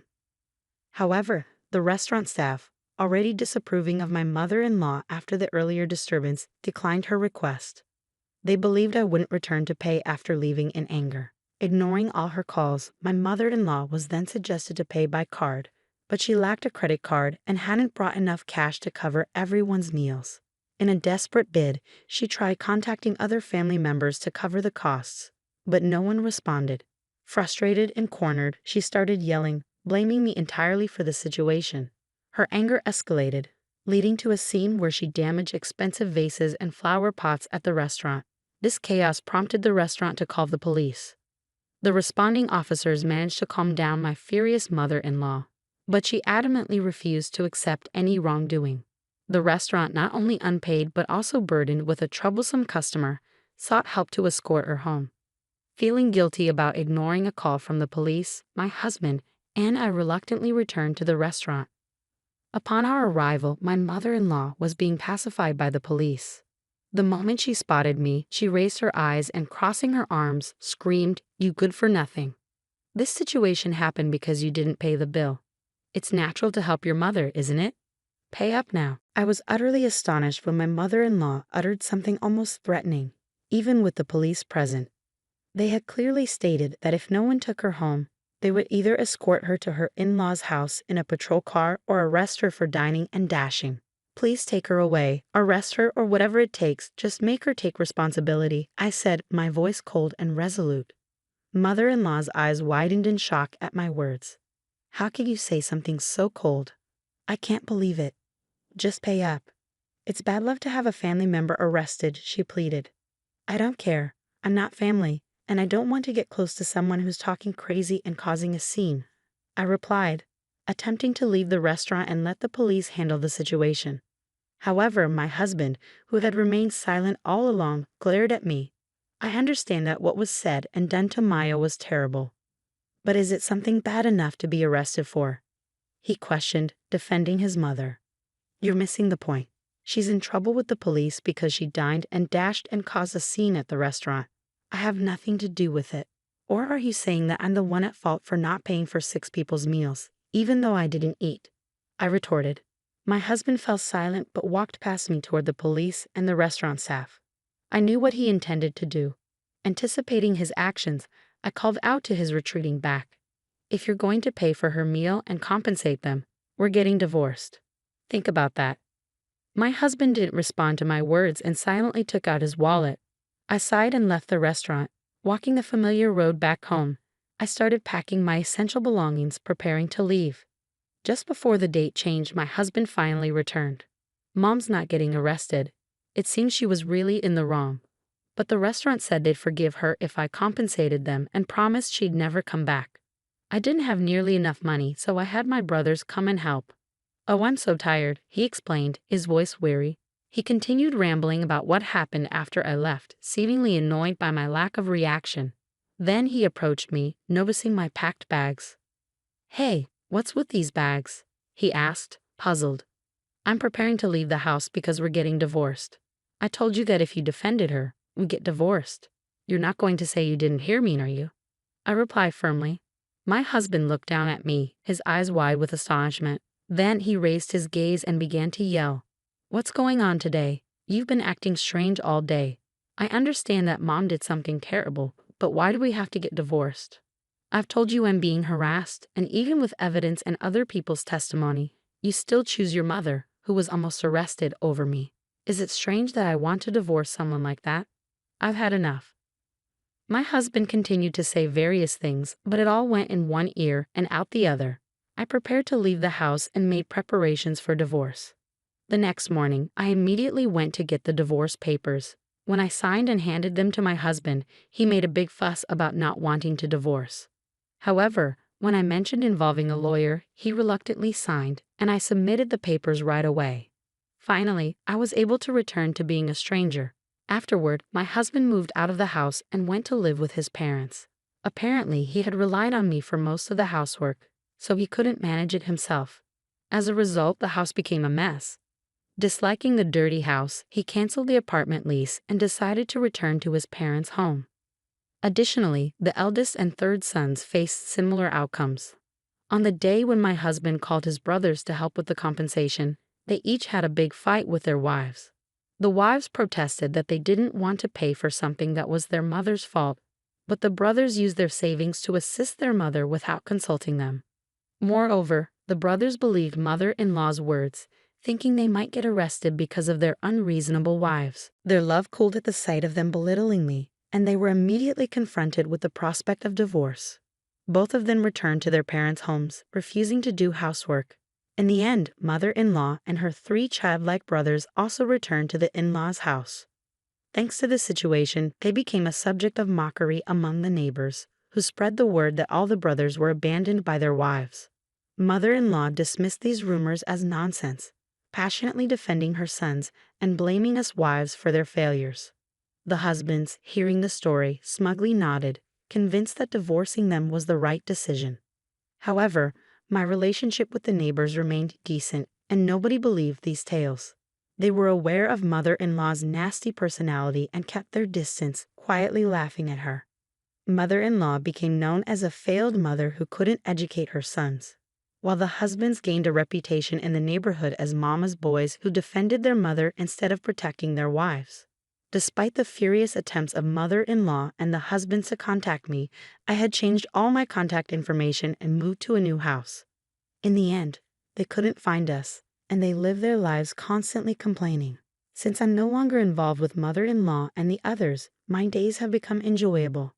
Being free from the stress of dealing with her is a significant relief, and making new friends has also been wonderful. In fact, during the divorce process, I bonded with the ex-wives of the eldest and third sons over our shared grievances about mother-in-law. Now, we often go out for meals and enjoy shopping on weekends. In giving me such wonderful friends, I might even have to thank my ex-husband. The day after tomorrow, we're all planning to visit a new cafe. From now on, we can do what we want. It might sound obvious, but it feels more liberating than ever before. I want to lead my own life without getting involved with such toxic people, and I am genuinely grateful for the friendships I've found. I believe I would still be living alone if it weren't for them. The reason I'm not lonely now and the reason I can live happily is all thanks to them. I'm truly thankful, and I hope this relationship continues forever.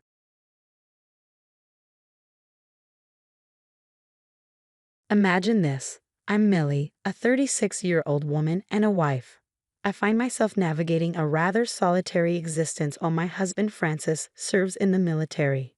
Yes, he's been deployed for quite some time, and let me tell you, military life isn't all about glamorous reunions and tearful farewells.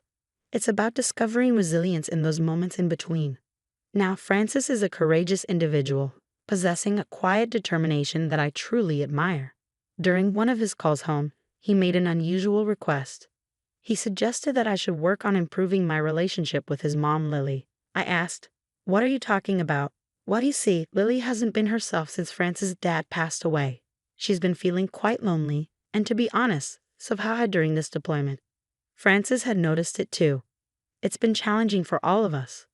Francis' idea was that maybe Lily and I could use each other's company a bit more, spend more time together.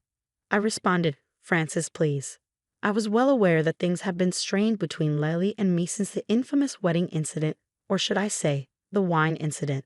Let me provide a bit of context. Our feud dates back to my wedding day. Picture the stress of planning, coordinating, and trying to keep my composure, so I wouldn't come off as a complete lunatic. Though deep down, I knew I most certainly was. I was attempting to relax before taking the plunge into marital bliss when Lily, my dear mother-in-law, seemed determined to push my buttons. She had a knack for it, honed to perfection on that very day. She had an agenda, and it wasn't subtle at all. Her aim was to inject a bit of chaos into my life. Petty actions were her forte. So there I was getting ready and trying to cherish every moment before the big I do, when Lily, with a grin that could only be described as devious, accidentally spilled red wine all over my pristine white wedding dress. Yes, red wine on a white dress. It was like a nightmare unfolding in slow motion. Of course, she claimed it was a mishap, attributing it to her butterfingers because her baby boy was growing up. But I knew better. That mischievous twinkle in her eyes gave her away. She did it on purpose. From that moment on, our relationship took a nosedive. It was as if a layer of trust had been peeled away, revealing the simmering tension beneath the surface. Every subsequent encounter was laden with passive-aggressive comments and thinly veiled sarcasm. What used to be friendly exchanges had turned into a battlefield of snide remarks. It was utterly exhausting, to say the least. So naturally, I distanced myself from the situation. I had no interest in engaging in a feud. But because of my love for Francis and the hurt in his voice, I reluctantly agreed to try and mend our strained relationship. I couldn't help myself. I just felt an overwhelming sense of sympathy for him. He had endured so much nonsense during his time in the service, all that grueling training and those sleepless nights. I knew I owed it to him, at the very least, to make an effort. Besides, it had been several years, and I hoped that Lily had done some growing up in the meantime. I said, "Well, if it's important to you, I'm willing to give it a shot. After all, I'm all about supporting each other." He replied, "That's my girl. I know it won't be easy, especially given your history, but who knows? Maybe you'll find you have more in common than you think." "I'll keep an open mind, I promise," I said. "But just so you know, if she tries to pull any wine-spilling antics again, I'll have a serious talk with her. No more sabotage attempts, I swear." "All right then, let's do this, for you, for us, and even for Lily," he said. "Thanks, Millie. It means a lot to me, and I promise I'll make it up to you when I'm back." After Francis and I had our heartfelt conversation about reconnecting with his mother, I mustered the courage to reach out to Lily. I knew it wouldn't be a walk in the park given our history, but I was determined to make an effort for the sake of my husband and the overall family atmosphere. To my dismay, Lily's response was as passive-aggressive as I had expected. She reluctantly admitted that Francis had given her a stern talking to about her treatment of me and promised that she would try to tolerate me more. The emphasis on the word try made it clear that this wasn't going to be a smooth journey, so we cautiously started spending more time together. It was a rocky start, with tension so thick you could practically cut it with a knife. However, gradually, we began finding common ground, bonding over old family stories and shared experiences. Things were bearable, at least for a while. But then old Lily started showing her true colors again. It began subtly, those little jabs and digs that seemed to go unnoticed by everyone but me. A snide comment here, a passive-aggressive remark there. It was like a scene out of a high school drama. It was infuriating. It seemed like she couldn't help herself, and it was driving me to the brink of insanity. Months passed, and my frustration continued to mount. I was tired of pretending to be the nice girl who was trying so hard to make things work. I had had enough of the fake smiles and insincere conversations. I couldn't ignore the glaring issue any longer, no matter how uncomfortable it might be. So one day, I mustered my courage and made the decision to address Lily about her behavior. We were at her place, sipping on some tea that seemed more bitter than usual. As I searched for the right words, my heart raced a mile a minute. Eventually, I blurted out, "Lily, I can't ignore the tension between us any longer. I thought we were making progress, but these constant jabs and digs are getting to me." Lily gazed at me with her practiced innocence, but I wasn't falling for it this time. I took a deep breath, my frustration turning into determination, and continued, "You know exactly what I mean. Honestly, I'm tired of pretending. If we're going to make this work, we need to have an honest conversation." That's when things took a turn for the worse. Our conversation escalated into a full-blown argument, with each word growing more heated than the last.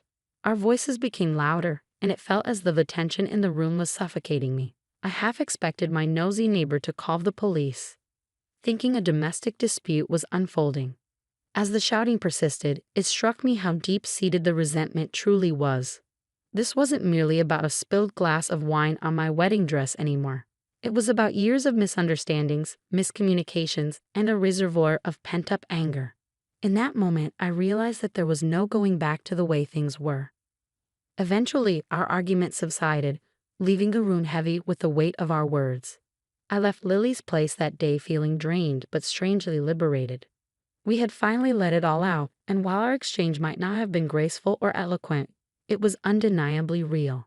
In the aftermath, a mix of emotions washed over me: relief, sadness, and an oddly enlightening clarity. It became apparent that certain wounds ran too deep to heal with just a few tea sessions and polite conversations. After that intense argument with Lily, I found myself seated in my living room, the weight of all that had transpired hanging heavily in the air. I had grown weary, fed up with the ceaseless tension and bickering. It felt as if the walls of our large house were closing in on me, suffocating me with the burden of memories and unresolved issues. As the days passed, I couldn't shake the overwhelming sense of loneliness that had taken up residence in every nook of our rented home. Francis was still dutifully serving his deployment miles away, making the house feel emptier than ever. It served as a stark reminder of how much I missed him and how vast the distance between us had become. On top of the fallout with my mother-in-law, I felt even more isolated. I grew tired of constantly oscillating between being too far from those I loved and too close to those I didn't. So the notion of moving began to take root in my mind. Downsizing to a smaller place felt like a breath of fresh air.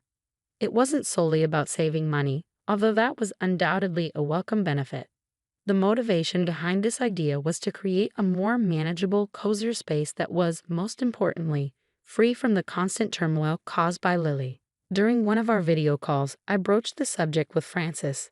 Surprisingly, he was quite receptive to it.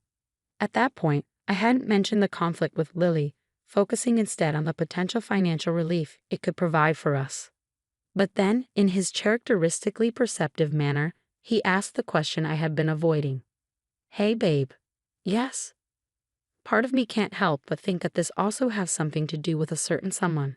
Did you and my mom have another clash? Is she connected to your desire to move? I let out a sigh, feeling a mix of frustration and relief that he had brought it up. "Yeah, it's partly about her, Francis. I tried, really, and did. But she's just so confrontational, you know? Every conversation with her feels like a battle, and I've reached my limit." Francis nodded sympathetically on the screen. "I understand, Nilly. You've made genuine efforts to bridge that gap. But if it's causing you this much stress, maybe it's time to prioritize your own well-being. I genuinely don't understand why my mom has such a strong aversion to you. I'll do what I can, but my hands are tied up here. I love you, and I want to support you in the best way I can. If that means moving, then so be it." And there it was, his unwavering support and understanding, just as I had come to expect from him. It wasn't about fleeing from the issue, but rather finding a solution that allowed both of us to breathe a bit easier. His words reassured me that it was okay to put myself first and seek a healthier environment where I could flourish without constantly feeling on edge. As our conversation continued, I felt a renewed sense of determination. Moving wouldn't magically solve all our problems, but it would be a step toward reclaiming my peace of mind. With Francis by my side, even though he was miles away, I felt empowered to make decisions that would lead us to a more positive and fulfilling future. As I surveyed our living room, I allowed myself to imagine the possibilities of starting anew in a cozier space, one unburdened by the ghosts of unresolved conflicts. I was ready to take that leap, to create a haven where Francis and I could find solace in each other's presence without the constant weight of the negativity that had marred our relationship with Lily. Fast forwarding about 3 months, I was comfortably settled into my new stylish apartment. It had truly been a game changer, and the feeling of liberation from the old place with its negative energy was beyond compare. My 26th birthday was swiftly approaching, and I was filled with excitement. This would mark my first celebration in my new digs, and I was determined to make it memorable. Traditionally, I'd vacate my home the night before the party, allowing my friends and family to decorate it as a surprise. However, this year called for something different. Having such a small apartment meant that I couldn't host a grand party. Instead, my friends were already there, and we were kickstarting the festivities before our early flight the next day. It was a pre-trip hangout, crashing at my place before jetting off together. Laughter and lively chatter filled the living room as we geared up for our adventure. But of course, life has its way of introducing change. Amidst all the excitement, my phone buzzed with a text from Lily. Intrigued, I checked it out, and the message read, "Call me now. Something important to talk about." The message was concise and urgent, leaving me wondering what was happening. I discreetly separated from the group and made my way to my bedroom to call Lily. My heart raced with curiosity and concern. "Hello, Lily. What's going on?" Her response was abrasive and direct. "I've had enough of your behavior, Millie. What the hell is wrong with you?" I retorted, "Excuse me, you heard me. What's your problem? Why do you insist on trying to make my son hate me?" She persisted. "Oh, I see. You're upset because I told your son the truth." I found her accusation absurd. "What truth? You're being ridiculous." "Lily, I don't have time to deal with you. I'm fed up with your bitterness. I don't care that you're unhappy. Just leave me alone and let me enjoy my birthday weekend." She then dropped a bombshell. "Speaking of that, I wanted to inform you that you won't be enjoying your birthday this year. You should thank me for the heads up." Confused and alarmed, I demanded, "What the hell are you talking about?" She continued, "Well, after not receiving an invitation this year, I felt a bit resentful. So I took it upon myself to contribute in my own way to make your birthday special. You see, I couldn't wait any longer. I broke into your home and destroyed everything. All the decorations, the furniture, everything is shattered. Come to think of it, I did you a favor because your friends did a terrible job at decorating this year. Honestly, it looked like a completely different person was living in that house." My jaw dropped, shocked by Lily's audacious actions. I took a deep breath, my silence stretching out as I imagined Lily smirking on the other end of the line. Finally, she said, "Oh, it looks like I did my job and gave the birthday girl a great surprise. Happy birthday, Millie. Hope you have a blast." I couldn't help but burst into laughter, which seemed to infuriate Lily. "Why are you laughing? What's so funny? You should be in tears right now." I managed to regain my composure. "Oh, Lily, you're quite the fool." "Excuse me? You think you're so clever, don't you?" "Well, I'll admit one thing. You did manage to surprise me, that's for sure. I had no idea you could be so despicable. But you've made a colossal mistake, my dear." Lily demanded. "Oh yeah, what's that?" "That wasn't my house." "Have you lost your mind or something?" "No, Lily, but you're about to once you realize whose house you just broke into and vandalized." I proceeded to reveal to Lily that I had moved 3 months ago. It was an unexpected revelation for her. The old house was history, replaced by a new occupant, Sheriff Liam, who was new to the area and planning to move in with his family. I had met him a couple of times and could already tell he was one of those genuinely nice guys, focused on getting his new place ready for his family. As I explained all this to Lily, I sensed her mood changing. Panic began to set in, and she was starting to freak out. She had just realized that she had messed with the wrong person in a big way. Vandalizing an ordinary home was one thing, but taking on the new sheriff's house was a whole different level of audacity.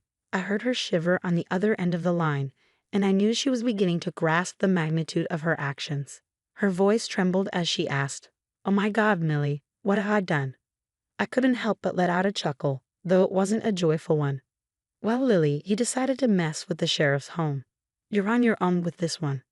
She began to cry and panic, begging me to help her fix the situation. She didn't even apologize for attempting to vandalize my home. She wanted me to reach out to the sheriff and tell him it was all a big misunderstanding. But seriously, this was just too much. Lily was facing the repercussions of her actions, and I had no intention of coming to her rescue. I had to stifle a laugh as she sobbed over the phone, lamenting that her life was ruined. I didn't feel an ounce of sympathy for her, not even a tiny bit. She had played these games for years, and now it was time for her to reckon with the consequences.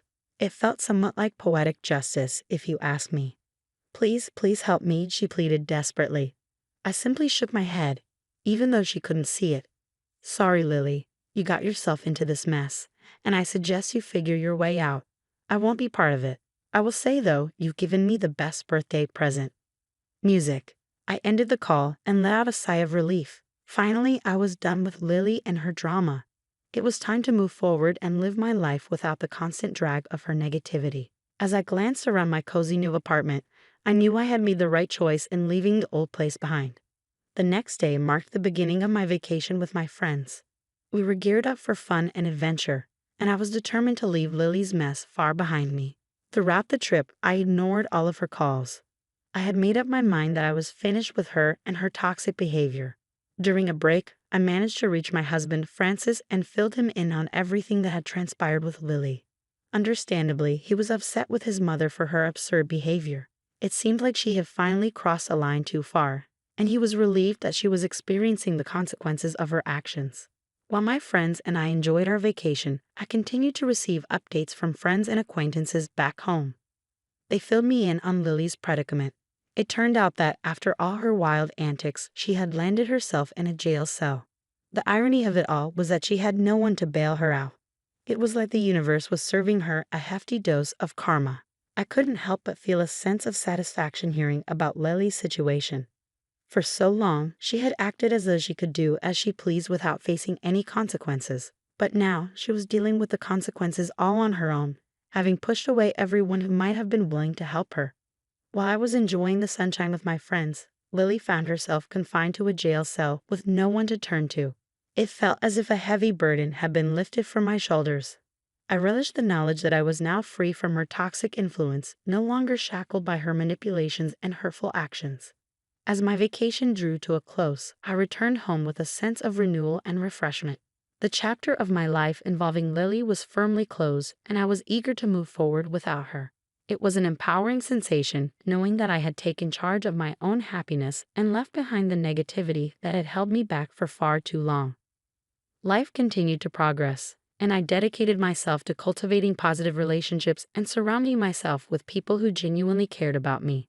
Francis and I grew stronger than ever, united in our commitment to creating a happy and healthy life together. As for Lily, she had ultimately reaped what she had sown, and it was a profound lesson that would linger in her memory for a long time to come.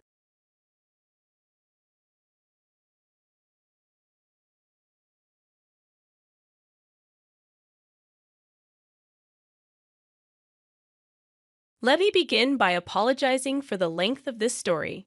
When I was 15, my dad passed away. He and my mom weren't particularly close at that time, so while his death hit me hard, my mom didn't seem as affected as one might expect. I decided to join the military at the age of 17, spending my first year away from home. During my absence, my mom remarried, but I didn't really connect with my stepdad. We had different personalities, and he often made snide remarks, telling me to toughen up whenever I was upset about something. Although both of us were at fault for our disagreements, they never escalated too far. After serving for nearly 5 years, I was medically discharged. My mom and stepdad welcomed me back home, assuring me it was a happy reunion. I intended it to be brief, just until I found a job and got back on my feet. I even offered to pay rent, but they declined. However, just 3 days after returning home, my stepdad approached me about contributing to the rent. I was puzzled, but since it was his house, we agreed on an arrangement. Strangely, he never mentioned this to my mom, so I assumed he preferred to keep it between us. I never asked for assistance from them, not out of spite, but because I wanted to be independent. In contrast, my stepdad, who was only slightly older than me, had received substantial financial support from my mom and her husband. They paid for his education, his car, and his living expenses throughout college and beyond. It felt disheartening that he received all this help, while I was immediately asked to pay rent. Despite our age difference, we got along fairly well. The only issue was this disparity in support. After 3 months, I moved out and soon after met a girl I was crazy about. We started dating, and I was ecstatic throughout the relationship.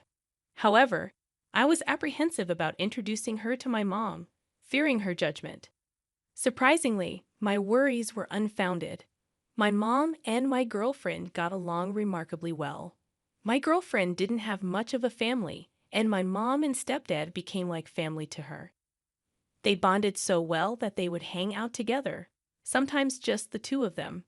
I was thrilled to see this connection, and my stepdad even liked her, which brought us closer together, a bond I hadn't known I wanted until then. My stepdad had overcome significant challenges in his life.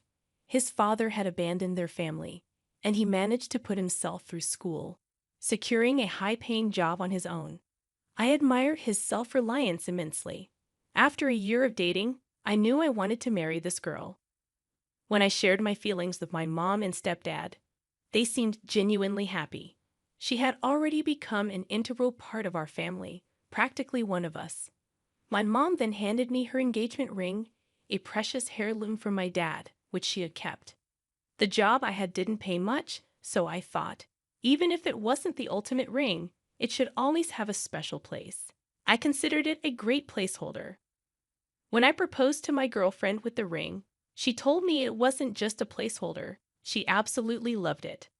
I had never been happier in my life. We started planning our wedding, and to my surprise, my mom and stepdad offered to help with the finances. It was the first time they had offered me financial assistance, and it felt surreal. Fast forward about 3 months, I received a call from my stepdad, and it felt ominous. I went over to their place after work. When I arrived, I saw my mom, stepdad, stepbrother, and my fiancé, who was sitting on the couch, clearly upset. I thought someone had died. I moved to sit next to her, but my stepdad stopped me. He accused me of cheating on her throughout our entire relationship. I was baffled and denied the accusations vehemently. I told everyone there that I never even texted other women I wasn't related to besides my fiancé. Apparently, some girl had obtained my fiancé's number and claimed that we had been having an affair for over a year. She didn't know I was in a committed relationship. She sent my fiancé screenshots of alleged conversations and details about my life that a stranger shouldn't know. I couldn't grasp what was happening. I was shocked, heartbroken, and furious. My fiancé looked at my phone, confirming I had never sent those messages. Both she and my mother were in tears, and I couldn't hold back my own. My stepdad hurled every insult he could think of at me and forcibly escorted me out of the house. He warned that if he ever saw me on his property again, he'd involve the police. In the following weeks, I tried desperately to contact them, sending calls, texts, voicemails, and messages on every available app. But there was no response. After a month of silence, my stepdad called, instructing me to stop trying to reach my fiancé. He made it clear that I was no longer welcome in their home or around their family. I attempted to call my mother during that time, but she didn't answer either. All I received was a text expressing her sadness and disappointment. My mom didn't have much family, so they usually spent holidays with my stepdad's relatives. They all ostracized me, sharing Christmas photos on Facebook where my ex-fiancé appeared happy and content, which devastated me. The only family member who stood by me was my dad's brother and his family. Even they seemed hesitant around me. The only person who truly believed my innocence was my uncle. I genuinely believe I wouldn't have made it without him. He showed me the kind of fatherly love I had been missing, and I can't express how grateful I am for him. About 6 months after the incident, I decided to move away from the East Coast and settle down in California, needing a fresh start. Less than a year after my move, I received a call from a familiar area code back home, which was rare. I hesitantly answered, and it was my stepbrother on the line. I promptly hung up, feeling a mix of emotions. He called back, and after much internal debate, I answered that night. The conversation was awkward at best. He told me my ex-fiancée had been devastated for a long time. It took her nearly a year to even consider dating again. Meanwhile, I hadn't moved on at all. A few months into her dating attempts, my stepdad encouraged my stepbrother to ask her out. Things seemed all right in the beginning, but they never really clicked. Apparently, my stepbrother confided in my stepdad about this, who, in a fit of misguided advice, told him, "I didn't get rid of my name for nothing. She's a great girl. You need to figure it out with her." I was dumbfounded, quickly replaced by anger. It turned out my stepdad had orchestrated a scheme. He got a girl I didn't know to pose as someone I had an affair with, forging message screenshots and sending them to my ex-fiancée. My stepbrother had been burdened by this information for about a month before he finally revealed the truth to me. He was planning to tell my mom and ex-fiancée the next day. I asked him to hold off on contacting me, giving me time to process everything. That was last Tuesday. I reached out to him recently, telling him I was ready to talk to them, and they could call me tomorrow. I don't know what to say, and I'm uncertain about forgiveness. So far, the only person I've confided in is my uncle, who I asked to keep this to himself. I apologize again for the length of this. My therapist happened to be on vacation, and I needed an outlet. As for the top advice before reading the updates, you're right. My stepfather is toxic, insecure, and narrow-minded. I genuinely appreciate your perspective. I've come to realize that staying no contact with them is the best decision for my well-being. While I might understand why my ex-fiancée believed the false accusations, it doesn't mean I should rebuild any kind of relationship with her. She didn't trust me or give me a chance to prove my innocence. There are plenty of other women out there who won't be easily manipulated or carry the baggage of mistrust. I'm deeply sorry for all the pain this situation has caused, but I acknowledge that my life will be happier without any of them in it. I can see that this is a lot for you to digest, and I'm relieved that the truth has finally come to light. You have every right to take your time in deciding whether you want to rebuild the relationships that were damaged. It's important to remember that you have the option to do what's best for you.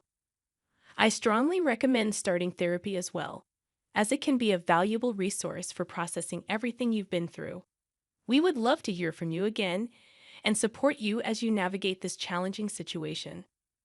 As for the first update, I apologize for the delay. It's completely understandable given the circumstances. Your stepbrother reached out to you this morning and provided more details about what happened. Apparently, what your stepfather had initially told you wasn't the whole truth. He was careful with his words, seemingly to avoid directly implicating himself, but heavily implying his actions. It's worth noting that your stepbrother is quite astute. He didn't rush to confront your mother and fiancée in a shouting match with his dad. Instead, he took a more thoughtful approach that you might not have considered. He managed to track down a girl who had been in contact with your stepfather, presumably through Tinder. This discovery strongly suggests that your stepfather had been involved in extramarital affairs, which understandably angered you for obvious reasons. The girl admitted that she didn't sleep with your stepfather, but the truth or falsehood of that statement didn't hold much significance for you. What mattered was that your stepbrother talked to her, sharing the story and convincing her to cooperate. It appears that she was well aware of her actions, and the revelation of what happened to you seemed to affect her profoundly. Regardless of her motives, her willingness to cooperate was what counted. She was compensated with $1,000 for making a phone call, and she was given instructions on what to say and provided pictures as evidence. Your stepbrother also offered to pay her again, for the record. She agreed to do it without charge, and it happened just yesterday. My stepfather is away on a business trip until Wednesday, so it was just the four of them there. She came in and spilled everything to my mom and ex-fiancée. My stepbrother mentioned that tears started flowing almost immediately from all three of them after he disclosed everything. He informed them that I was in California and that he would let them know when I was ready to be contacted. To provide some context, Here's a bit of backstory to help you understand my mother and ex-fiancé a little better. Please note that this is not an excuse for their actions. It's merely meant to shed light on their behavior. After my dad passed away, my mother and I became incredibly close. We were each other's support system. However, when I turned 16, I started drinking to cope with my emotions. One New Year's Eve, I ended up out with my friends, leaving my mom alone at home. She texted me, expressing her sadness about being by herself. And from that moment, things were never quite the same between us. My mother has always been the type of person who needs someone around. She struggles to handle being alone. When her love for my dad started to fade, I felt the void. Later, when I grew up and moved out, my stepfather filled that void. As for my ex-fiancée, she never had much of a family and had serious trust issues due to her past relationships. Despite her difficult past, she never spoke ill of her ex-boyfriends, except for one who was physically abusive, a clear exception. Despite my own shyness, I've been told I'm cute, particularly by younger girls, although I never liked that label as it didn't feel very masculine. Eventually, I learned to appreciate my features and how easily I blushed. My fiancé, who is nearly 3 years older than me, preferred older girls. I never paid much attention to younger girls who showed interest in me, yet they continued to approach me. This attention bothered my fiancé. She would often question why I wasn't interested in these younger girls or why I didn't leave her for someone younger and more attractive. I'd always found her incredibly attractive, much more so than I ever saw myself, and I constantly reassured her of that. I made it clear that no other girl held any appeal for me. I hope this insight provides some context for why I think they did what they did and believed what they believed. However, this is not an excuse for their actions, and personally, I am not that understanding. At the end of the call with my brother, he mentioned that both my mom and my ex-fiancée wanted to call me today. I agreed, so I waited patiently. Around 3 p.m., I started to feel a bit puzzled. I began to wonder if my brother had made everything up just to mess with me. This thought genuinely worried me. Then, I received a text from him, asking if I was all right. I replied yes and inquired if they were actually planning on calling. He informed me they had been trying for the past few hours. I had blocked both of them when I moved out west, but somehow, I had forgotten to block him. I felt grateful that I hadn't, though. I blocked their calls, and about 10 minutes later, I received a call from my mom. The first thing she said was that I sounded different. I'd almost hung up right then. It took all I had to just respond with a quiet yeah. She immediately broke down, and I thought I'd feel something more, but the pain of it all just overwhelmed me. She asked if I had received her texts, and I said no.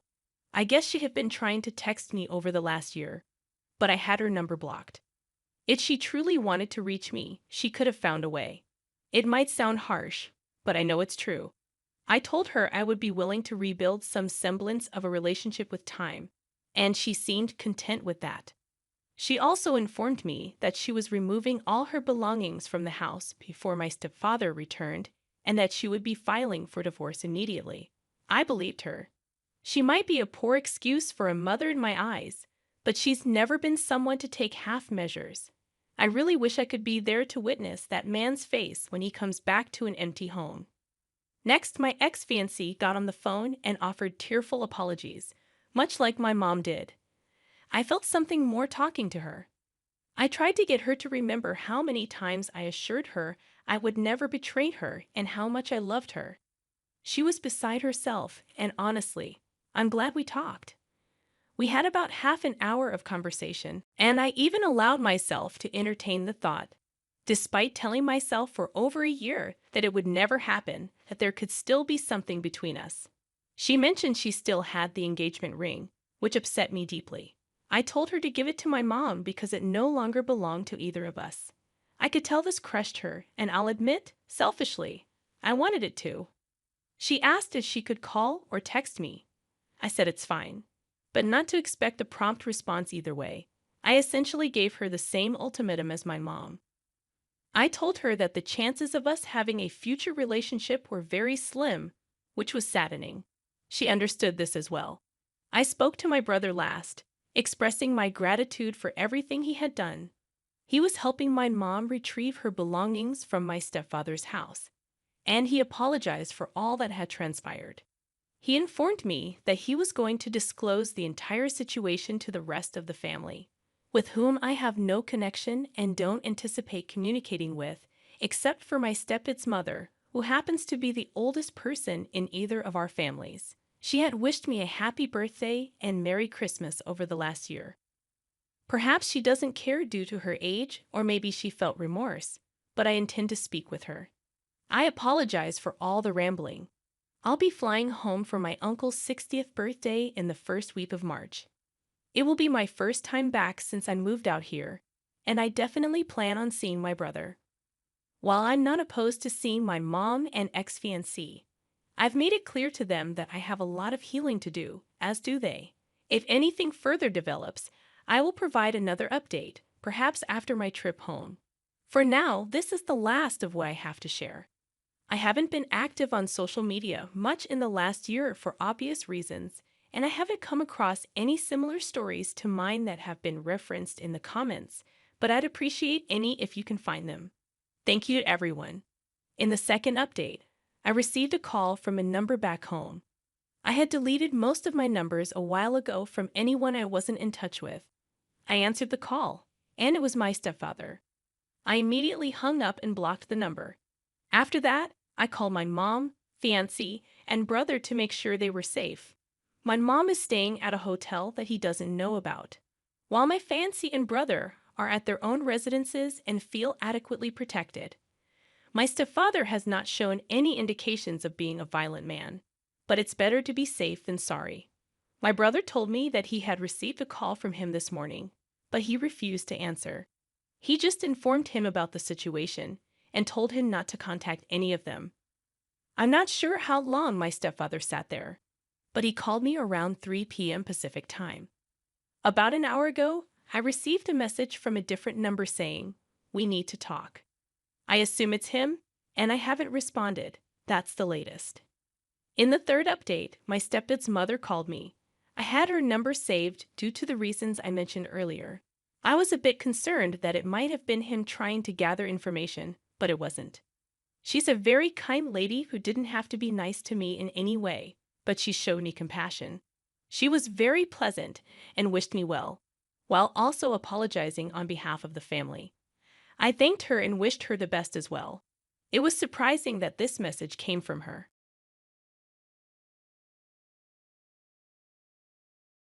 I sat in the back of my father's attorney's office, watching my stepmother Diana preen in her designer outfit as the will reading began.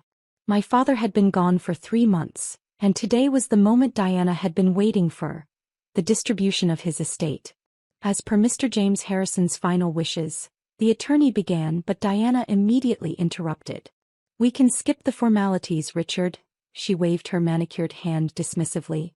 "We all know only blood family inherits. That was always James's way." She shot me a practiced look of fake sympathy. "No offense, Alexandra dear." I kept my face carefully neutral, thinking about the meeting I had scheduled for tomorrow morning. Diana had no idea that while she'd been playing the grieving widow, I'd been executing the most important business deal of my life. Actually, Richard cleared his throat, Mr. Harrison did leave something for Alexandra. Diana's perfectly penciled eyebrows rose. "Oh, the costume jewelry perhaps." She fingered her own real diamonds meaningfully. "The old bank building on Market Street," Richard announced. The room went silent. Diana's son Trevor, my stepbrother, snickered from his corner. "That abandoned dump? Perfect for her. Matches her status." I accepted the deed with quiet grace, watching Diana's smirk grow. The building had been empty for years, a relic from when it had housed the original First Metropolitan Bank branch. What they didn't know was that it wasn't abandoned at all. It had been part of my plan all along. "The rest of the estate," Richard continued, "including the mansion, the summer homes, and all liquid assets, will be divided among blood relatives as specified." Diana's smile was triumphant. "As it should be. Blood family first, isn't that right, Trevor?" Trevor nodded, already scrolling through his phone, probably planning how to spend his inheritance. At 29, he'd never worked a day in his life, coasting on my father's wealth and his mother's protection. Alexandra, Diana stood, smoothing her designer skirt. Don't feel bad, dear. James just believed in taking care of real family first. I'm sure you understand. Real family. The words echoed in my head as I thought about the last decade. How Diana had systematically worked to push me aside after marrying my father. How she'd convinced him that every achievement of mine was somehow less important than Trevor's latest failure. Of course, I smiled softly. Family is everything, isn't it? Diana missed the edge in my voice, too busy discussing renovation plans for the mansion with Trevor.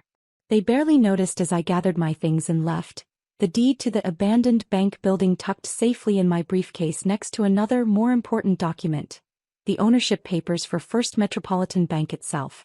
What Diana didn't know was that for the past 5 years, while she thought I was running a small investment firm, I'd been quietly buying up shares in First Metropolitan Bank. The old building my father left me? It was the final piece I needed. The original charter location that carried special voting rights in the bank's bylaws. As of tomorrow morning, I would become the majority owner of First Metropolitan Bank, the same bank that held Diana's numerous mortgages, Trevor's massive credit card debt, and all the loans they'd taken out against my father's estate before his death. My phone buzzed as I reached my car. A message from my assistant. Board meeting confirmed for 9 a.m. All paperwork in order. I typed back a quick response. Perfect. And the audit I requested on the Harrison family accounts. Complete. You were right, multiple instances of suspicious activity. The forensic accountants want to meet. I smiled, starting my car. Diana had always been careful to maintain her image as the perfect society wife, but I'd seen the shopping bags, the secret purchases, the mysterious transfers from my father's accounts. Now, as her bank's new owner, I would see everything. Another message flashed. Diana, dinner at the mansion tonight? We should discuss your little building. Perhaps Trevor could take it off your hands. For a fair price, of course. I declined politely, citing a business meeting. Let her enjoy her last night of thinking she was in control. Tomorrow would bring a very different kind of family reunion. As I drove to my office, my real office, not the small investment firm Diana thought I ran, I thought about all the time she'd emphasized that I wasn't real family. How she'd slowly convinced my father that blood was thicker than water, that Trevor deserved more because he was true family. Well, blood might be thicker than water, but ink on ownership papers was thicker than both. I parked in my reserved spot beneath the First Metropolitan Bank building, nodding to the security guard who already knew me as the new owner, though it wouldn't be official until tomorrow. In my office, I reviewed the documents one last time. The ownership transfer, the audit reports, and most importantly, the new loan terms that would soon apply to the Harrison family accounts. Diana had always said family comes first. Tomorrow she'd learn just how right she was. Just not the family she'd expected. The next morning, I arrived at First Metropolitan Bank's headquarters at exactly 8:30 a.m., giving myself time to prepare before the 9 a.m. board meeting. My assistant, Marie, had everything arranged perfectly. The boardroom set up, security in place, and most importantly, a direct feed to Diana's branch where she'd be attempting her usual morning transaction. Ms. Harrison, Marie handed me a tablet showing multiple security feeds. Mrs. Harrison Stevens has just arrived at the Westbrook branch. She's attempting to withdraw $50,000 from one of the estate accounts. I smiled, adjusting my Chanel suit. Real, not the knockoffs Diana always accused me of wearing. Perfect timing. Is everything in place? Yes. The new system flags have been activated. Any transaction over $5,000 from the Harrison Stevens accounts requires direct approval from the owner. I watched Diana on the screen, tapping her expensive heels impatiently as the bank teller looked increasingly uncomfortable. Right on cue, my phone buzzed. The branch manager requesting approval for the transaction. Declined, I said simply, watching Diana's face turn from impatient to outraged on the screen. But I am Diana Harrison Stevens, her voice carried through the feed. I've been banking here for 20 years. Get me your manager. The branch manager, already briefed on the situation, appeared appropriately apologetic. I'm sorry, Mrs. Harrison Stevens, but all significant transactions now require approval from the bank's new owner. Perhaps if you reduce the amount. New owner. Diana's voice rose an octave. Since when? And what do they have to do with my accounts? The ownership transfer was finalized this morning, the manager explained. And given some irregularities found in recent audits, special oversight has been placed on certain accounts. I watched Diana's perfectly maintained composure crack. Irregularities? I demand to speak to this new owner immediately. Of course, the manager smiled. I believe she's in the main branch now. Shall I set up a meeting? Diana's eyes narrowed. Tell me the name.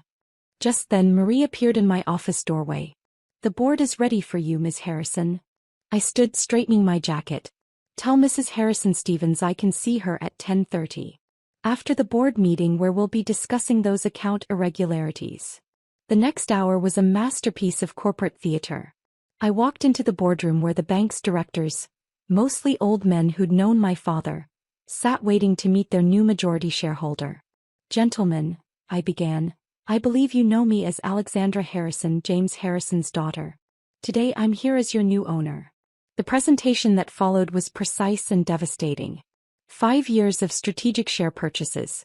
The acquisition of the original charter building that carried special voting rights. And finally, the forensic audit of certain privileged accounts, specifically, those belonging to Diana and Trevor. As you can see, I highlighted several suspicious transfers on the screen. There's been a pattern of unusual activity in the Harrison-Stevens accounts. Multiple large withdrawals, unauthorized transfers, and several loans taken out against estate assets before my father's death. The board members shifted uncomfortably. Many of them had approved those loans based on Diana's influence. Going forward, I continued, all Harrison-Stevens accounts will require direct oversight. Any transaction over $5,000 needs my personal approval. One of the older directors cleared his throat. Miss Harrison, while we appreciate your thoroughness, Mrs. Harrison Stevens has been a valued client. Who has been manipulating this bank's resources? I cut in smoothly. The audit shows at least 3 instances where loan documents appear to have been altered after signing. I'm sure the banking commission would be very interested in that. The room went silent. On my tablet, I could see Diana arriving in the main lobby, her face a mask of barely contained fury. Now, I smiled at the board, shall we discuss the new direction First Metropolitan Bank will be taking? By 10:25, I had the board's full cooperation and was seated in my new office. The same one Diana had often visited to arrange her special banking needs. Marie's voice came through the intercom. Mrs. Harrison Stevens is here. She seems agitated. Send her in. Diana burst through the door, designer handbag swinging like a weapon. What is the meaning of? She stopped dead, her eyes widening as she saw me behind the massive desk. Alexandra. Hello, Diana, I smiled. I believe you wanted to discuss some banking matters? Please have a seat. We have so much to talk about. You, she whispered. You're the bank's new owner? Surprising, isn't it? Amazing what someone who's not real family can accomplish. I opened a file on my desk. Now about those irregular transactions in your accounts. Diana's face went from red to white in record time. Those were authorized by James. Really? Because the signatures don't match the ones on file. In fact, our forensic team has some very interesting theories about how those signatures were obtained. She sank into a chair, her designer outfit suddenly looking less pristine. You can't do this. I'm your stepmother. No, Diana, I corrected her gently. According to you, I'm not real family, remember? I'm just the bank's owner, reviewing some very suspicious account activity. My phone buzzed. Another transaction attempt, this time from Trevor trying to use his credit card at a luxury car dealership. Declined, I said, not breaking eye contact with Diana. It seems Trevor will have to postpone his new car purchase. In fact, given the state of his accounts, he might want to consider something more economical. Like a job. Diana's perfectly maintained facade finally cracked completely. You planned this, she whispered. All of it. The building, the shares, the audit. I learned from the best, I replied calmly. Wasn't it you who always said family comes first? I'm just protecting the family's interests. My tablet chimed with another alert. Trevor had arrived in the lobby, his face red with anger. I pressed the intercom. Marie, send him in. Let's make this a proper family reunion. Trevor burst through the door like a spoiled hurricane. What the hell is going on? My cards are all declined and the Ferrari dealer. He stopped short seeing me behind the desk. His mouth opened and closed several times, making him look like an expensive fish out of water. Trevor, I smiled. Perfect timing. I was just explaining to your mother how the bank's new ownership structure affects your accounts. New ownership. His eyes darted between Diana and me. Oh, no way. You're the little shop girl Dad felt sorry for. I pulled up his account details on the large screen behind my desk. Speaking of feeling sorry, let's discuss your credit card debt. 2 million in the last year alone? That's quite impressive for someone who's never earned a paycheck. Diana stood up, smoothing her skirt with trembling hands. Whatever you think you're doing, Alexandra, it won't work. Your father. My father, I cut her off, trusted you. And how did you repay that trust? I started displaying transaction records on the screen. Here's a wire transfer from his personal account to your private one, dated 3 days before he died. Here's a loan application with a suspiciously shaky signature. And here, I pulled up one final document, is the forensic handwriting analysis. The color drained from her face. You can't prove. I don't need to prove anything, Diana. I own the bank. Every transaction, every loan, every dollar you've spent, it all needs my approval now. I leaned forward. And I'm not feeling very approving. Trevor lunged forward, his designer suit straining. You bitter little. Careful, I warned. Threatening a bank owner in her own office? That could be problematic for your upcoming loan applications. Oh wait. I checked my tablet. All your loans have been called in. Effective immediately. Called in. Diana's voice rose to a panic. You can't. The mansion, the cars, are all financed through my bank, I finished. And given the suspicious nature of those loans, I'm well within my rights to demand immediate repayment. I pressed a button and Marie entered with a thick stack of documents. These are the repayment notices. You have 30 days to settle all outstanding debts. Of course, I smiled. I'm willing to be reasonable, if you're willing to negotiate. Negotiate? Diana's eyes narrowed. What do you want? A full confession about the unauthorized transfers from my father's accounts. A public acknowledgement of your financial manipulations. And Trevor. I turned to my stepbrother. You're going to get a job. A real one. Starting in the bank's mailroom. The mailroom, he sputtered. I'm Trevor Harrison Stevens. No, I corrected him. You're an unemployed man with 2 million in credit card debt. And your mother's tricks won't save you this time. Diana sank back into her chair, her designer outfit suddenly looking like a costume rather than armor. You're destroying us. No, Diana. I'm teaching you what family really means. Every time you reminded me I wasn't real family, I bought more shares in this bank. Every time you pushed me aside, I got closer to controlling your financial future. I stood up, walking around the desk. And now, the daughter you dismissed as not real family holds the keys to your entire world. My phone buzzed. Another transaction attempt, this time Diana trying to move money from one of her hidden accounts. Declined, I said softly, watching her face fall. All transfers require approval from family, remember? The next hour was a symphony of revelations. Every hidden account exposed, every financial manipulation brought to light. By the time security escorted them out, Diana's perfect world had crumbled to designer dust. 1 month later, I sat in my father's old office at the mansion, now mine, after Diana and Trevor had been forced to sell it to cover their debts. The wall that once held their family photos now displayed my achievements. Skating medals, business degrees, and the bank's ownership certificate. Diana and Trevor had moved to a modest apartment across town. Trevor actually showed up for his mailroom job every day. Amazing what real consequences could accomplish. And Diana? She'd learned that real family isn't about blood or marriage certificates. It's about trust, respect, and karma. My assistant appeared in the doorway. Mrs. Harrison Stevens is here for her appointment. I smiled, thinking of the humble loan application sitting on my desk. Diana's request for a small business loan to start over. Send her in, I said. Let's see if she's learned what family really means. After all, blood might be thicker than water, but karma is thickest of all. And sometimes, the best revenge isn't just taking control. It's teaching those who wronged you the true meaning of family, one declined transaction at a time. As Diana walked in, her designer clothes replaced by off-the-rack business wear, I thought about how fitting it was that the daughter she'd dismissed as not real family now held the power to redefine what family really meant. Have a seat, Diana. I gestured to the chair across from my desk. Let's talk about your future and what it means to be real family. Because sometimes the best lessons about family don't come from blood ties or marriage certificates. They come from the people you underestimated, the ones you pushed aside, the ones who quietly built an empire while you were busy playing power games. And now it was time for Diana's final lesson in what real family means.